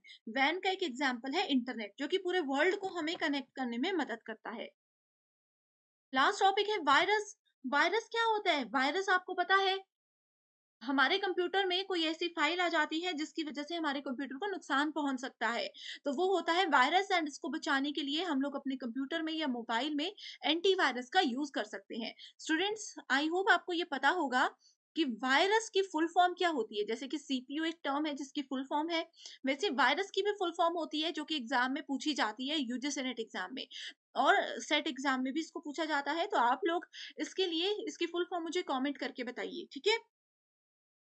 तो वायरस क्या करता है, हमारे मोबाइल में, हमारे कंप्यूटर में आ जाता है, एंड अगर उसी कंप्यूटर या मोबाइल से हम किसी को कोई फोटो भेजते हैं या फिर कोई फाइल भेजते हैं, कोई गाना भेजते हैं, तो उसी के साथ वो बाहर चला जाता है। वायरस हमारे सिस्टम में है, इसकी पहचान कैसे होती है कि हमारा सिस्टम स्लो हो जाता है, बहुत हैंग होता है, जो काम हम करवाना चाहते हैं उसके अलावा वो कुछ और ही काम करता रहता है। इसका मतलब होता है कि हमारे कंप्यूटर या मोबाइल में वायरस है। अगर आपको भी ऐसा लगता है कि आपके सिस्टम में वायरस है, तो आप मुझे कमेंट करके बता सकते हो, इसमें हम और भी ज्यादा डिस्कशन कर सकते हैं। इस टॉपिक पर एक सेपरेट सेशन मैं आपके लिए लेने वाली हूँ, क्योंकि ये टॉपिक बहुत ज्यादा इंपॉर्टेंट है। एंड इसी से रिलेटेड एक क्वेश्चन है जो कि एक्सपेक्टेड क्वेश्चन है, which of these was the first computer virus. So पहला कंप्यूटर वायरस कौन सा? पहले हम देखेंगे सस्टेनेबल डेवलपमेंट गोल्स, जिसको कि एसडीजी के नाम से जाना जाता है। हिंदी मीडियम स्टूडेंट्स यहाँ पे हिंदी में ये सारे नाम देख सकते हैं। सो एग्जाम में सबसे पहला पूछा जाता है कि कितने गोल्स होते हैं। सो एसडीजी के अंदर टोटल 17 गोल्स होते हैं। दूसरा इंपॉर्टेंट पॉइंट इससे रिलेटेड ये है कि एग्जाम में पूछा जाएगा कि एसडीजी के 17 गोल में से सेकंड नंबर पर कौन सा गोल आता है, तो वो आता है गोल नंबर 2 यानी कि जीरो हंगर। तो इन सभी का एक तो आप लोगों को सीक्वेंस भी याद रखना है, कौन से नंबर पर कौन सा गोल आता है ये जानना बहुत इंपॉर्टेंट है। तो हिंदी एंड इंग्लिश दोनों ही मीडियम के स्टूडेंट्स ये देख सकते हो। नेक्स्ट टॉपिक आ जाता है हमारे पास एमडीजी। एमडीजी का मतलब होता है मिलेनियम डेवलपमेंट गोल्स। सो इसमें सिर्फ 8 ही गोल्स हमारे पास होते हैं। अब देखो स्टूडेंट्स, एसडीजी और एमडीजी में आप लोग, बहुत से बच्चे कंफ्यूज होते हैं, लेकिन मैं आपको बता दूं, जैसे अगर हम एसडीजी की बात करें, इसमें पहला है नो पॉवर्टी यानी कि गरीबी हमें हटानी है। दूसरा है जीरो हंगर यानी कि जो भूखमरी है, ठीक है, शून्य भूखमरी हमें करनी है। तो एमडीजी में क्या होता है, एमडीजी में पोवर्टी और हंगर यानी कि एसटीजी के गोल नंबर 1 और 2 को मिला करके एक ही गोल बना दिया गया है। आप देख सकते हो इसमें एक्सट्रीम पोवर्टी यानी कि अत्यधिक गरीबी और भूखमरी को हमें कम करना है, ठीक है। सो इस तरह से एसटीजी और एमडीजी काम करते हैं, इसमें टोटल 8 गोल्स हैं। अब यहाँ पे दूसरा इंपॉर्टेंट कॉन्सेप्ट क्या है कि एसटीजी और एमडीजी में कॉमन चीजें कौन कौन सी है, यानी कि दोनों में क्या समानताएं हैं, ये भी एग्जामिनेशन पॉइंट ऑफ व्यू से बहुत इंपॉर्टेंट है। जैसे कि एक तो पहला वाला ही कॉन्सेप्ट मैंने इंपॉर्टेंट बता दिया कि पोवर्टी और हंगर, उसमें भी था इसमें भी है, हर एक बच्चे को अच्छी एजुकेशन मिलनी चाहिए, वो उसमें भी है इसमें भी है। तो इस तरह से आपको कॉमन पॉइंट्स भी याद रखने हैं। Promote gender equality and empower women यानी कि महिला पुरुष को समान अधिकार दिए जाने चाहिए, एंड वुमेन्स को, महिलाओं को अत्यधिक आगे बढ़ाना चाहिए हर काम को लेकर के। तो ये भी कॉन्सेप्ट दोनों में ही है। तो इस तरह के इंपॉर्टेंट पॉइंट्स आपको याद। इसी के साथ बढ़ते हैं अगले टॉपिक की ओर, जिसमें हम बात करने वाले हैं 4 स्फीयर्स ऑफ अर्थ के बारे में, यानी कि पृथ्वी के 4 गोले कौन कौन से होते हैं। गोले का मतलब यहाँ पे ये है कि किस किस लेयर पे पृथ्वी, किस किस लेयर को मिलाकर के पृथ्वी बनी है, या फिर हम बोल सकते हैं पृथ्वी में कौन कौन सी लेयर्स होती हैं। तो सबसे पहली लेयर कौन सी आ जाती है, इसमें आ जाती है लिथोस्फियर, ठीक है। लिथोस्फियर की बात करें, इसको जियोस्फियर भी बोला जाता है, ये है सॉइल से रिलेटेड, यानी कि जो हमारी मिट्टी होती है उससे रिलेटेड होती है। तो इसमें छोटे छोटे मिट्टी के पार्टिकल्स, जो भी हमारी धरती होती है, वो सब चीजें आ जाती हैं। उसके बाद आता है हाइड्रोस्फियर, यानी कि पानी से रिलेटेड। हाइड्रो का मतलब होता है हम पानी के बारे में बात कर रहे हैं, ठीक है। हाइड्रोस्फीयर में पानी के साथ साथ जो पानी लिक्विड फॉर्म में होता है, सॉलिड फॉर्म में होता है, जैसे बर्फ होती है, वो सब चीजें आ जाती है। Then we have atmosphere. Atmosphere होता है एयर से रिलेटेड। एयर में, अर्थ में कितनी सारी तरीके की एयर्स हैं, हवा है, हवा में कितने सारे पार्टिकल्स हैं, वो सब एटमॉस्फेयर में आता है। देन वी हैव बायोस्फीयर, जो कि प्लैनेट में जितने भी लिविंग थिंग्स हैं जैसे कि बर्ड्स वगैरह आ जाते हैं, वो सब बर्ड्स, प्लांट्स, एनिमल्स वो सब बायोस्फीयर के अंदर आते हैं। करेक्ट? सो नेक्स्ट टॉपिक है हमारे पास pollution and its types. So pollution क्या होता है? प्रदूषक, प्रदूषण। सो प्रदूषण क्या होता है? एनवायरमेंट में यानी कि हमारे वातावरण में, हमारे पर्यावरण में छोटे छोटे से मटेरियल्स घूम रहे होते हैं हवा के बीच में, जिससे कि हमें नुकसान पहुंच सकता है। पॉल्यूशन किसी इंसान के अंदर हवा के साथ भी जा सकता है या किसी भी और तरीके से जा सकता है। ठीक है? सो पॉल्यूशन डिफरेंट टाइप का होता है, जैसे कि water pollution, air pollution, land pollution भी हमारे पास होता है।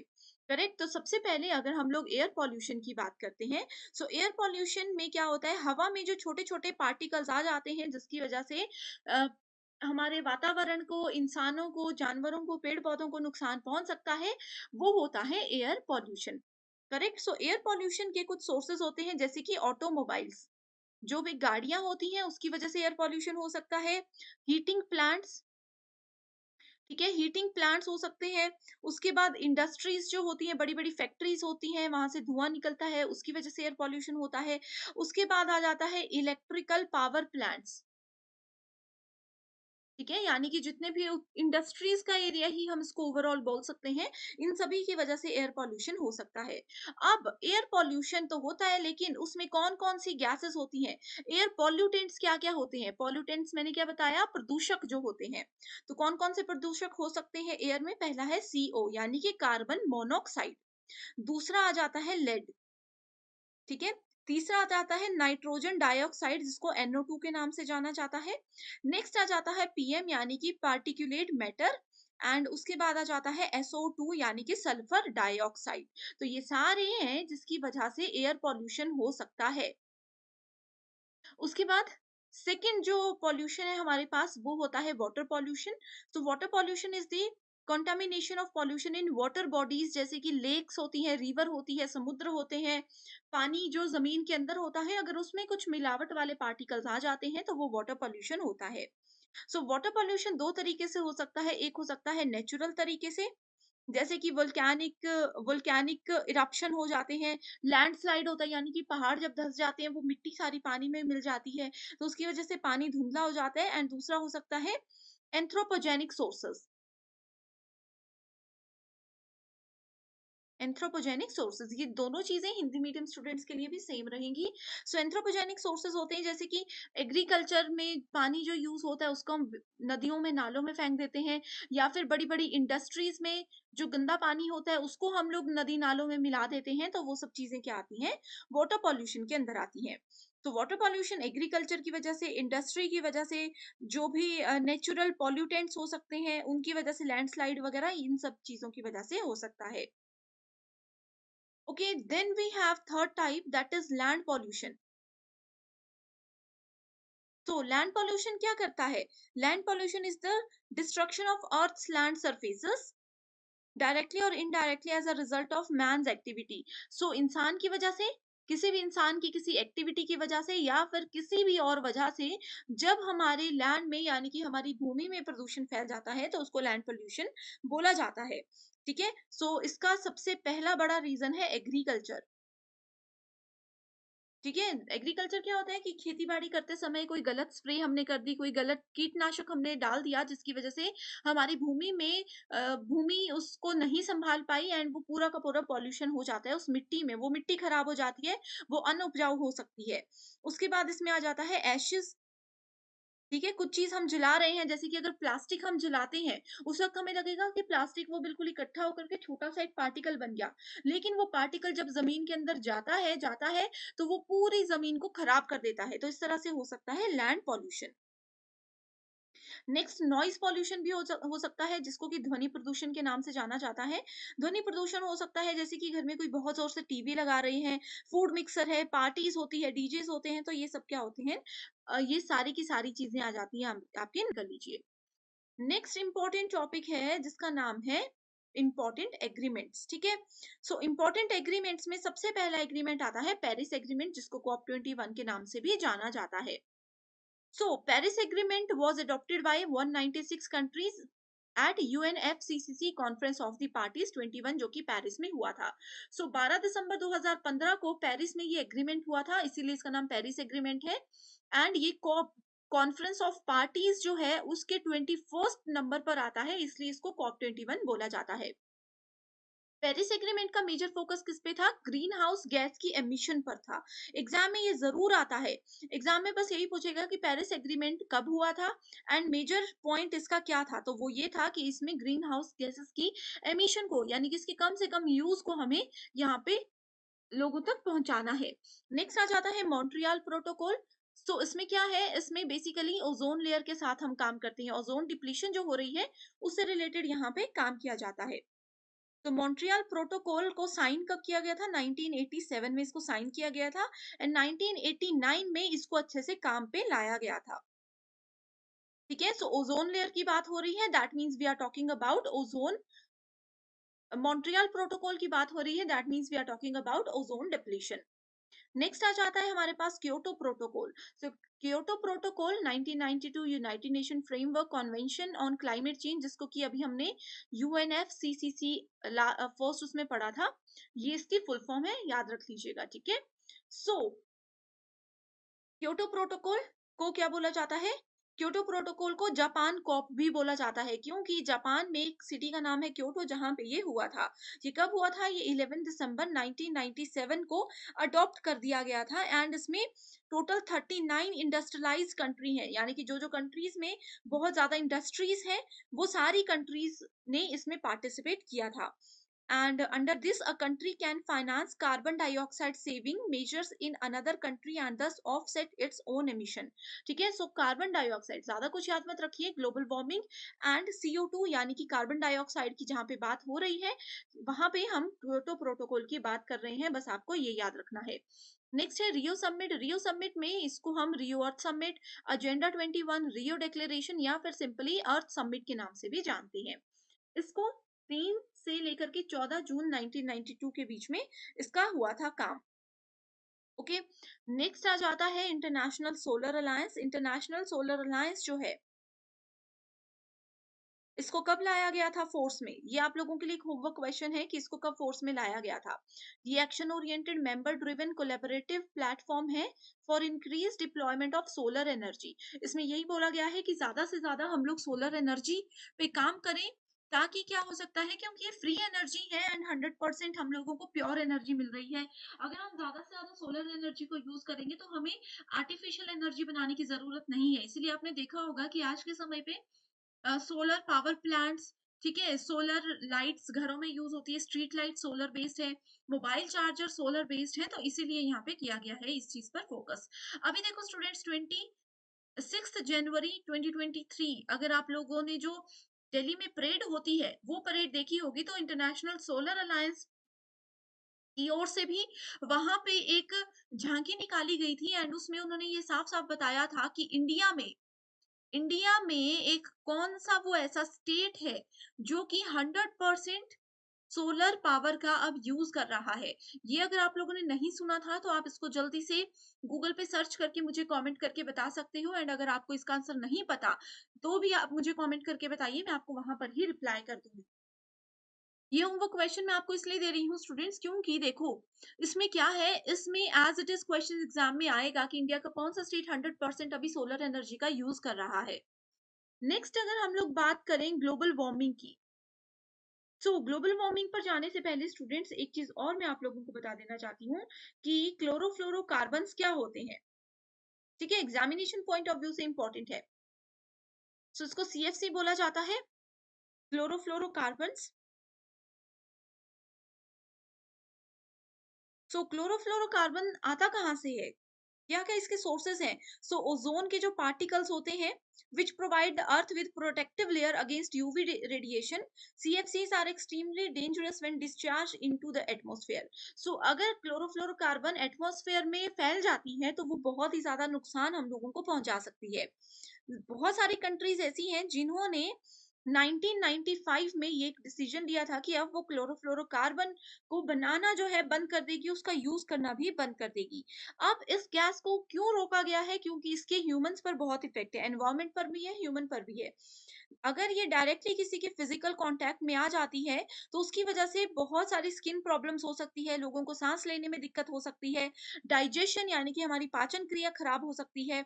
करेक्ट। सो इस तरह की बहुत सारी चीजें हैं, बहुत सी चीजें हैं जिसकी वजह से इसको रोका गया है।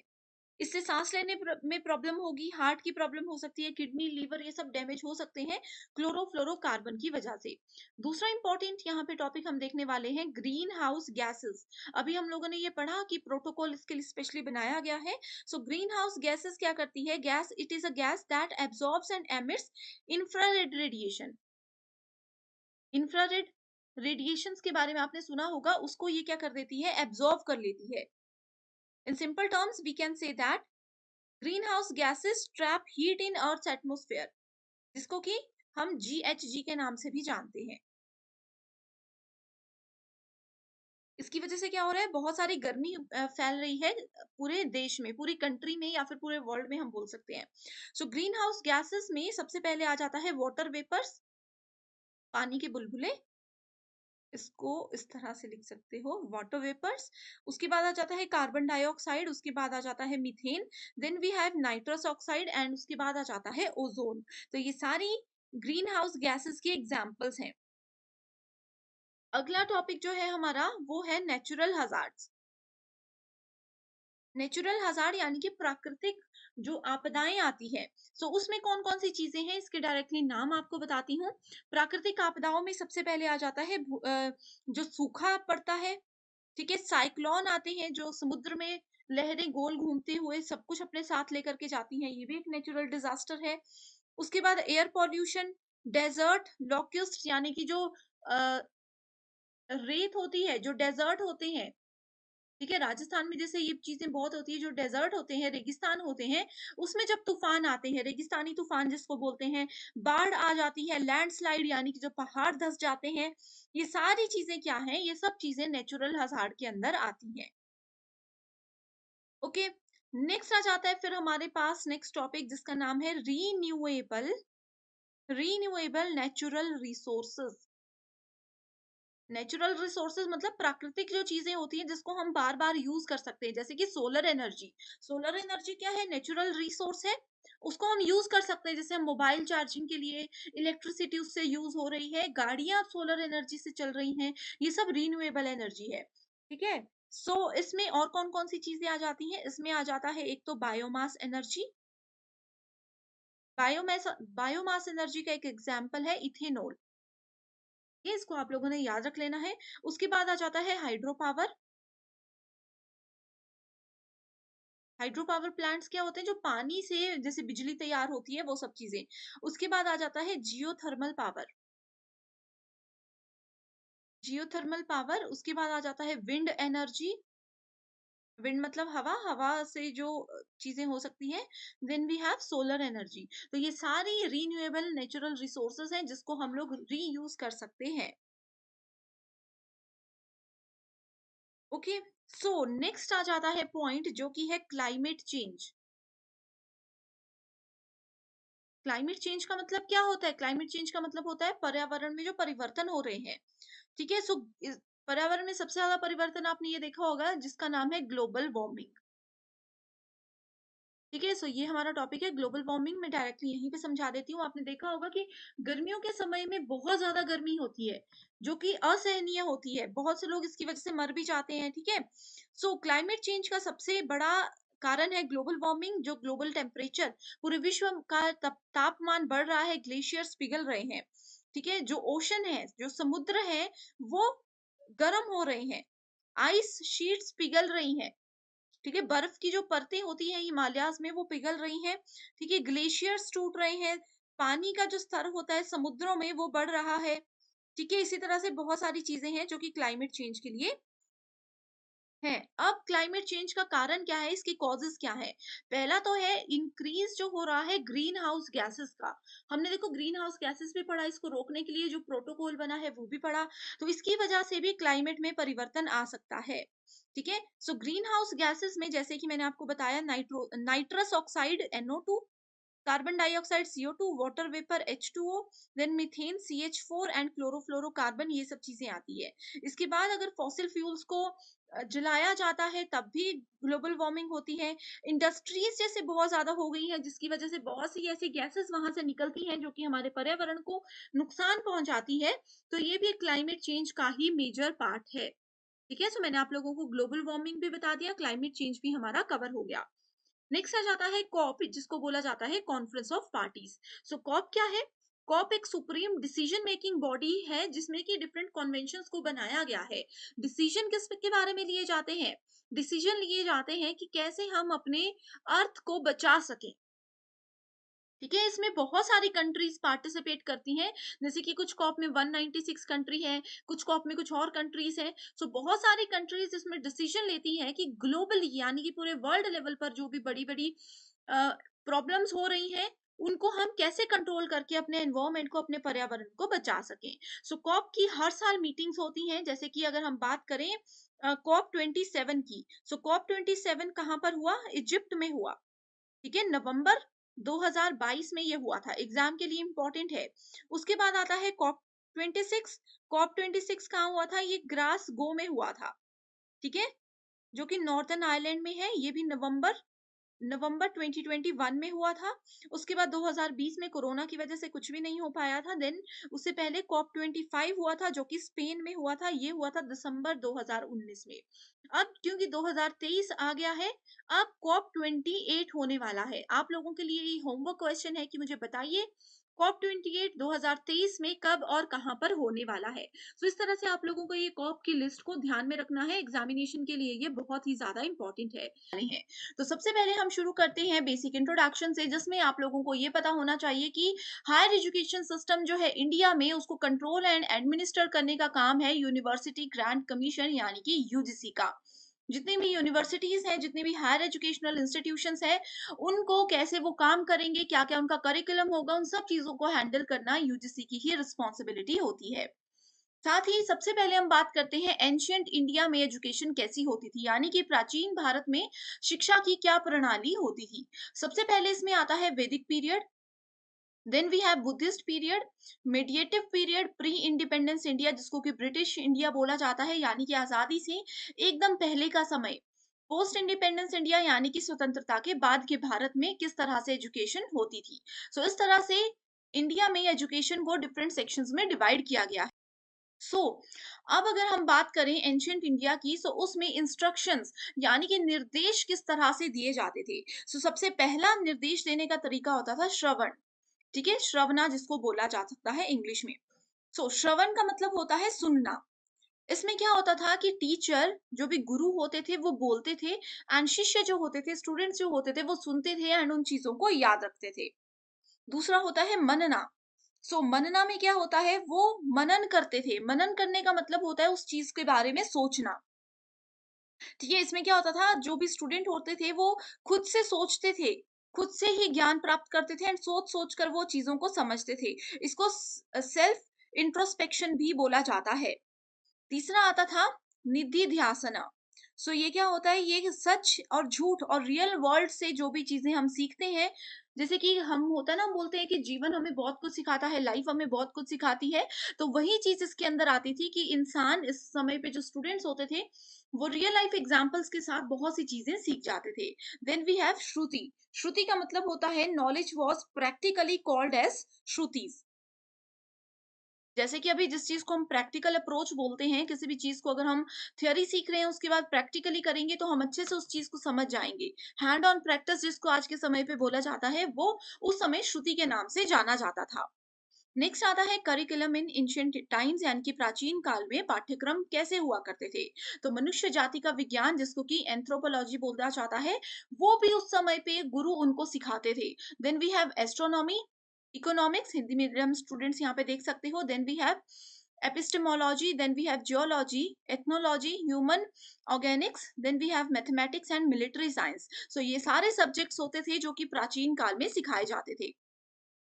एंड जैसा कि मैंने 1 आवर वाले सेशन में भी आप लोगों को ये बताया है कि प्राचीन काल में यूनिवर्सिटीज और स्कूल्स होते थे, लेकिन मैक्सिमम टाइम्स एजुकेशन किस तरह से दी जाती थी? गुरुकुल्स की मदद से एजुकेशन दी जाती थी। गुरुकुल में क्या होता था? गुरु का कुल यानी कि एक टीचर का घर। जितने भी स्टूडेंट्स होते थे जिनको शिष्य बोला जाता था, वो सारे स्टूडेंट्स अपने गुरु के घर में जाकर के रहते थे एंड वहीं पे उन लोगों को एजुकेशन प्रोवाइड करवाई जाती थी, जिसमें कि 5 साल तक के बच्चों को बेसिक एजुकेशन दी जाती थी, उसके बाद एक सेरेमनी उन लोगों की होती थी, उस सेरेमनी के बाद ही उनकी प्रॉपर एजुकेशन शुरू करवा दी जाती थी, जिसमें कि ये सारे सब्जेक्ट्स उनको पढ़ाए जाते थे। करेक्ट? इस तरह से प्राचीन काल का पाठ्यक्रम होता था। नेक्स्ट टॉपिक आ जाता है हमारे पास, जो कि है वैदिक लिटरेचर। वैदिक लिटरेचर में हमारे पास 4 तरह की लिटरेसी होती है, ठीक है? साहित्य इसमें 4 तरह के होते हैं, वेदास, ब्राह्मण्स, उसके बाद आरण्यक, देन वी हैव उपनिषद। अगर हम लोग इसमें वेद की बात करें तो हमारे पास टोटल कितने वेद होते हैं? 4 वेद होते हैं। पहला वेद आ जाता है ऋग्वेद, ठीक है? ऋग्वेद जो होता है, it is called collection of lyrics. Lyrics का कलेक्शन इसको बोला जाता है एंड ये ओल्डेस्ट यानी कि सबसे पुराना वेद है पूरे वर्ल्ड में। इसमें 1028 हाइम्स है, 10580 वर्सेस है एंड 10 मंडल्स हैं, ठीक है? इस तरह से आपने इसको याद रखना है। ये है हमारा पहला वेद। दूसरे वेद की अगर हम लोग बात करें वो है सामवेद। सामवेद को क्या बोला जाता है? Book of chants.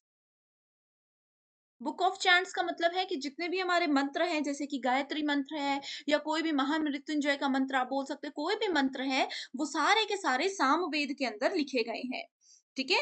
इसमें टोटल 1549 वर्सेस हैं एंड इंडियन म्यूजिक से रिलेटेड जितने भी इंपॉर्टेंट चीजें हैं वो सारी की सारी सामवेद के अंदर ही आपको मिलती है। तीसरा वेद आ जाता है यजुर्वेद। यजुर्वेद, ठीक है? यजुर्वेद को बोला जाता है बुक ऑफ सैक्रिफिशियल प्रेयर्स। इसको 2 हिस्सों में डिवाइड किया गया है। पहला है कृष्ण यजुर्वेद, दूसरा है शुक्ल यजुर्वेद। बस आपको इसमें यही याद रखना है। चौथा वेद आ जाता है अथर्ववेद। अथर्ववेद में जितने भी मैजिकल फॉर्मूलाज होते हैं, जो भी जादू टोने से रिलेटेड चीजें होती हैं, वो सारी अथर्ववेद के अंदर लिखी गई हैं।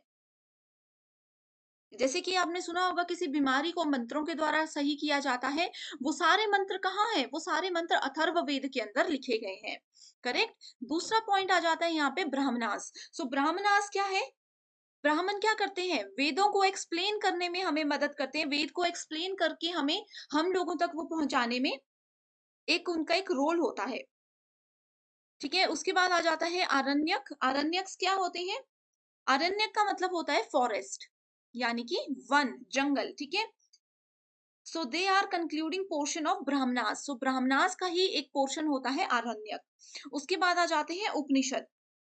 फिलोसफिकल होते हैं उपनिषद, जिसको कि वेदांता के नाम से भी जाना जाता है। एंड कितने वेदांत होते हैं? 108 वेदांत होते हैं। एग्जामिनेशन पॉइंट ऑफ व्यू से ये बहुत ही ज्यादा इंपॉर्टेंट है। करेक्ट? नेक्स्ट अगर हम लोग बात करें, यहाँ पे वो टॉपिक नहीं लिखा गया है एंड उसका नाम है वेदांगास। वेदांगास कितने होते हैं? टोटल 6 वेदांगास होते हैं। इसको हम यहाँ पे डिटेल में डिस्कस नहीं करेंगे। इसके लिए स्टूडेंट्स एक सेपरेट वीडियो मैंने बनाई हुई है, जिसका लिंक आपको डिस्क्रिप्शन बॉक्स में मिल जाएगा। मेरा यही सजेशन है कि आप अगर डिटेल में टॉपिक्स को पढ़ना चाहते हो तो आप उसको वहां पर जरूर देख सकते हो। लिंक को डिस्क्रिप्शन बॉक्स में देख सकते हो, क्योंकि ये सेशन क्विक रिविजन के लिए है, इसीलिए यहाँ पे हम बेसिक इंफॉर्मेशन ही आपको दे रहे हैं। नेक्स्ट आ जाता है बुद्धिस्ट यूनिवर्सिटीज। बुद्धिस्ट यूनिवर्सिटीज में आती है नालंदा, उदंतपुरी, विक्रमशिला, सोमपुरी, जगदा और वल्लभी। इसके प्लेसेस भी देख सकते हो एंड फाउंडर्स आर नॉट इतने ज्यादा इंपॉर्टेंट, लेकिन प्लेस आपको पता होना चाहिए। इन सभी यूनिवर्सिटीज को वन बाय वन अब हम लोग आगे जाकर के डिस्कस करने वाले हैं, ठीक है? सबसे पहली यूनिवर्सिटी आ गई है हमारे पास तक्षशिला यूनिवर्सिटी, ठीक है? तक्षशिला यूनिवर्सिटी वर्ल्ड की सबसे पुरानी यूनिवर्सिटी है। इसकी स्पेलिंग ये भी हो सकती है, करेक्ट? वन ऑफ दी री ओन्ड एंशियंट यूनिवर्सिटी, जो कि तक्षशिला नाम की जगह पर थी, इसीलिए इसको तक्षशिला यूनिवर्सिटी बोला गया था। बुद्धिस्ट लिटरेचर में इसके बारे में जो है लिखा गया था एंड तक्षशिला यूनिवर्सिटी में जितनी भी इंफॉर्मेशन थी वो वाल्मीकि रामायणा ने दी थी। and particularly this university is known for what?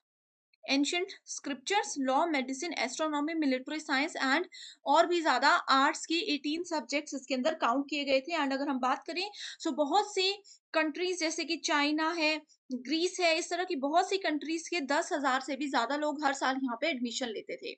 Next university we have Mithila university. So Mithila क्या है? ज्योग्राफिकल एंड कल्चरल रीजन है, Indian sub continent bounded by Mahananda river in the east of Ganga. And इसमें लिटरेचर, फाइन आर्ट्स, साइंस, ये सब चीजें सिखाई जाती थी। एंड सबसे इंपॉर्टेंट, सबसे मेजर फोकस मिथिला यूनिवर्सिटी में किस चीज पे लिया जाता था? वेद और न्याय शास्त्र इसमें पढ़ाया जाता था। ये इसके मेजर फोकस वाले सब्जेक्ट्स थे जो कि एग्जाम में पूछे जाते हैं। Next we have Telhara university. Telhara जो है एक विलेज का नाम है, नालंदा डिस्ट्रिक्ट, बिहार के अंदर। So Buddhist monastery ancient India के साइट पर ही जो है ये है। एंड नालंदा यूनिवर्सिटी इसी के पास में है। Telhara university was older than Nalanda and Vikramshila. So इन दोनों यूनिवर्सिटी से भी पुरानी है तेल्हारा यूनिवर्सिटी। सो इस तरह से वैसे तो ये यूनिवर्सिटी इतनी इंपॉर्टेंट नहीं है क्योंकि इसको नालंदा और विक्रमशिला से यहाँ पर रिलेट किया गया है, तो ये एक स्टेटमेंट एग्जाम में पूछी जा सकती है। Then we have Sharda Peeth temple university. So it is a cultural site and ancient temple located in Pakistan occupied Kashmir region. इसमें सिंपल सी बात करें सो पालिनी के अंदर जो भी टेक्स्ट लिखा गया है, ग्रामरियंस जो भी होते हैं वो सारे यहाँ पर स्टोर किए गए हैं। ठीक है। एंशियंट स्कॉलर्स जो है यूनिवर्सिटी के, जैसे कि कल्हाना है, ये जितने बड़े बड़े साइंटिस्ट हैं या बड़े बड़े स्कॉलर्स हैं जो कि बेसिकली हिस्ट्री पे फोकस करते हैं, जिन्होंने हिस्टोरिकल प्लेसेस पर रिसर्च की थी, वो सारे यहीं से पास आउट हुए थे, हम ये बोल सकते हैं। Correct. Next is Nalanda university. So Nalanda university Tibet, China, Greece, यहाँ सभी जगह के स्टूडेंट्स भी इधर पढ़ने आते थे। ज्यादातर इसमें महायाना बुद्धिज्म, वेद, लॉजिक, संस्कृत, ग्रामर, मेडिसिन, सामाख्या और इस तरह के सब्जेक्ट्स पढ़ाए जाते थे।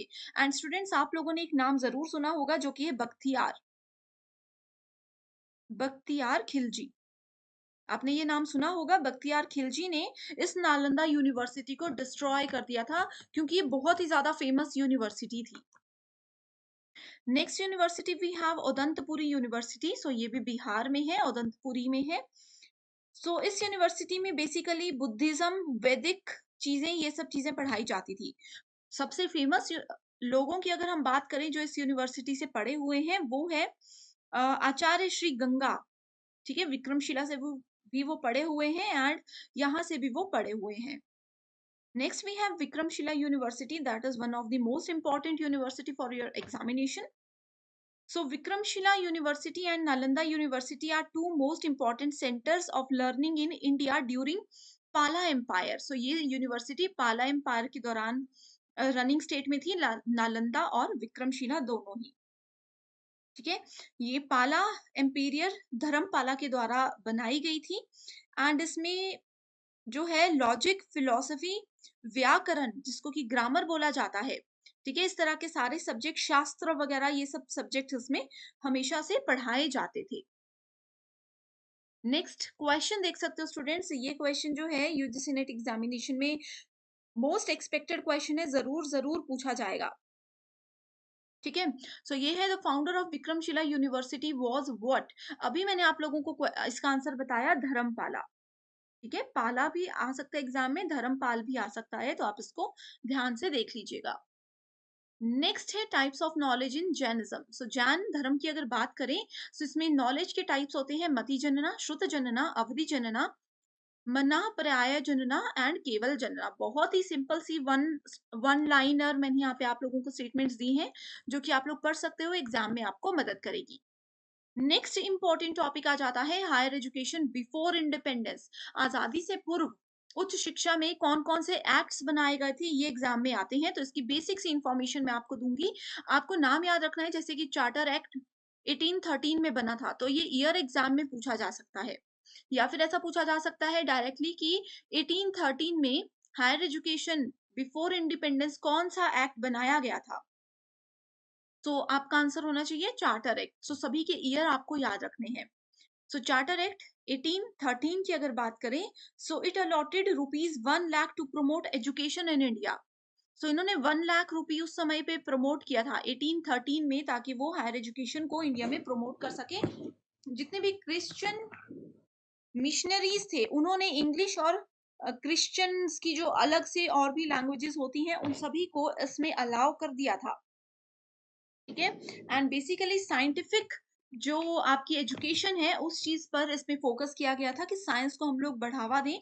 Establishment of Hindu college in Calcutta which letter became presidency college in 1855 and presidency university 2010। सो ये जो मैंने आपको बताया कि 2010 में जो प्रेसिडेंसी यूनिवर्सिटी है एंड 1855 में जिसको प्रेसिडेंसी कॉलेज के नाम से जाना जाता था, हिंदू कॉलेज था वो कैलकाटा का पहले, वो इस एक्ट के अंदर बनाया गया था, ठीक है। गवर्नमेंट ने इसमें 3 सेटअप और किए थे। इसमें था एक Sanskrit college of Calcutta, Delhi and Agra, ये तीनों ही इस एक्ट के अंदर बनाए गए थे।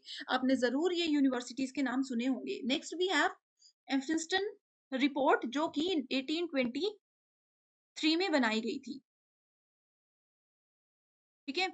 सो इसी से रिलेटेड इसी के नाम पर एक यूनिवर्सिटी एक इंस्टीट्यूशन बनाया गया था बॉम्बे में, जो कि 1834 में एस्टैब्लिश किया गया था। तो जितने भी स्कूल्स हैं उनके सुपरवाइजर, ट्रेनिंग, टीचर्स को ट्रेनिंग देना, एग्जामिनेशन ऑफिसर्स को उस बॉम्बे पर्टिकुलर डिस्ट्रिक्ट में अपॉइंट करना, ये सारे इस रिपोर्ट के अंदर कंसिडर किए गए थे। Next we have Macaulay's minute जो कि 1835 में बनाया गया था। It mark the introduction of English education in Indian education system. So 1835 में इंग्लिश को मेजर फोकस रखते हुए यहाँ पे ऐड किया गया था। Next we have Wood's despatch 1854, Magna Carta, इसको Magna Carta of English education of India के नाम से भी जाना जाता है। Next we have Hunter commission 1882 से 1883 के बीच में प्राइमरी एंड हायर एजुकेशन को इसमें इंडिया में इंट्रोड्यूस करवाया गया था। यूनिवर्सिटी कमीशन 1902, ठीक है। And next we have national council of education 1906, resolution of educational policy 1913, Sadler commission very important, Hartog commission very important, Sargent report. ये जितने भी कमीशंस हैं, रिपोर्ट्स हैं, अगर स्टूडेंट्स आप चाहते हो कि इस पे एक सेपरेट वीडियो मैं लेकर के आऊं तो आप मुझे कमेंट जरूर कीजिए, क्योंकि ये पर्टिकुलर स्लाइड से एग्जाम में जरूर क्वेश्चन आते हैं। अगर आप चाहते हो कि सिर्फ और सिर्फ इसी टॉपिक पर मैं एक सेपरेट 1 आवर का सेशन लाऊं तो जल्दी मुझे कमेंट कर दीजिएगा। नेक्स्ट अगर हम बात करें यूनिवर्सिटीज की कैरेक्टराइजेशन की, सो इसमें आ जाती है हमारे पास central, state, private, deemed to be university. So last analysis के through total number of universities थे 882 एंड उसको इस तरह से कैरेक्टराइज किया गया था, करेक्ट। सो यहाँ पे अगर हम आगे बात करते हैं यूजीसी के बारे में। सो यूजीसी क्या है? यूजीसी का नाम एग्जिस्टेंस में कब आया था? ये आया था 28 दिसंबर 1953 में, ठीक है। And India government of India के अकॉर्डिंग इसको एक स्टैट्यूटरी बॉडी कब बनाया गया था? 1956 में बना दिया गया था एज पर यूजीसी एक्ट, जिसको कि सेक्शन 12 भी बोला जाता है। यूजीसी का मेन फंक्शन है यूनिवर्सिटीज के स्टैंडर्ड को मेंटेन करना, कोऑर्डिनेट करना एंड डिटरमाइन करना। UGC comprises of chairman, vice chairman and 10 री मेंबर्स जो कि सेंट्रल गवर्नमेंट के द्वारा अपॉइंट किए जाते हैं। एंड इसके बहुत सारे हेड ऑफिस हैं, सॉरी इसका हेड ऑफिस न्यू दिल्ली में है and regional office Bangalore, Bhopal, Guwahati, Hyderabad, Kolkata, Pune and new Delhi में है। तो ये कुछ बेसिक चीजें हैं जो कि आपको याद रखनी है। नेक्स्ट बात करते हैं न्यू नेशनल एजुकेशन पॉलिसी 2020। जैसे कि मैंने आपको हमेशा बताया है कि इस पे एक सेपरेट सेशन ऑलरेडी मैं आप लोगों के लिए लेकर के आई हूं, जो कि बहुत ही ज्यादा इंपॉर्टेंट है। एक टॉपिक यहाँ पे मिस हो गया है जो कि है यूनिवर्सिटीज। अब देखो सेंट्रल यूनिवर्सिटी क्या होती है? सेंट्रल यूनिवर्सिटी सेंट्रल एक्ट यानी कि एक्ट ऑफ पार्लियामेंट के अंदर इसको बनाया गया है। Total we have 48 central university under the review of MHRD. MHRD का अब नया नाम रखा गया है, ministry of human resource development इसका नाम था। अब इसका नया नाम क्या रखा गया है? मुझे कमेंट करके बताइए। President of India is the visitor of all central university. Exam के लिए बहुत इंपॉर्टेंट है। इंडिया के प्रेसिडेंट सेंट्रल यूनिवर्सिटी के विजिटर होते हैं। स्टेट यूनिवर्सिटी क्या होती है? इट वॉज एस्टैब्लिश्ड और इनकॉर्पोरेटेड बाय प्रोविंशियल एक्ट और बाय स्टेट एक्ट, ठीक है। तो ये स्टेट एक्ट के अंदर बनाई गई है। According to this list we have total 392 state universities now. Private universities क्या होती हैं? ये स्पॉन्सरिंग बॉडी है जो कि सोसाइटीज रजिस्ट्रेशन एक्ट 1860 के अंदर इसको रखा जाता है। टोटल 317 यूनिवर्सिटीज है यूजीसी के लिस्ट के द्वारा, ठीक है, ये बताया गया है। नेक्स्ट आ जाता है deem to be university. High performing institutions होते हैं जो कि सेंट्रल गवर्नमेंट के अंदर आते हैं। किस एक्ट के अंदर आते हैं? ये आते हैं यूजीसी एक्ट 1956 के सेक्शन 3 के अंदर। तो एग्जाम के लिए ये बहुत इंपॉर्टेंट है। तो डीम टू बी यूनिवर्सिटीज क्या करती हैं? इनके अपने सिलेबस होते हैं, अपनी एकेडमिक डिग्रीज होती हैं, अपने अकॉर्डिंग ही ये करिकुलम सब कुछ चीजों को सेटअप यहाँ पे करते हैं।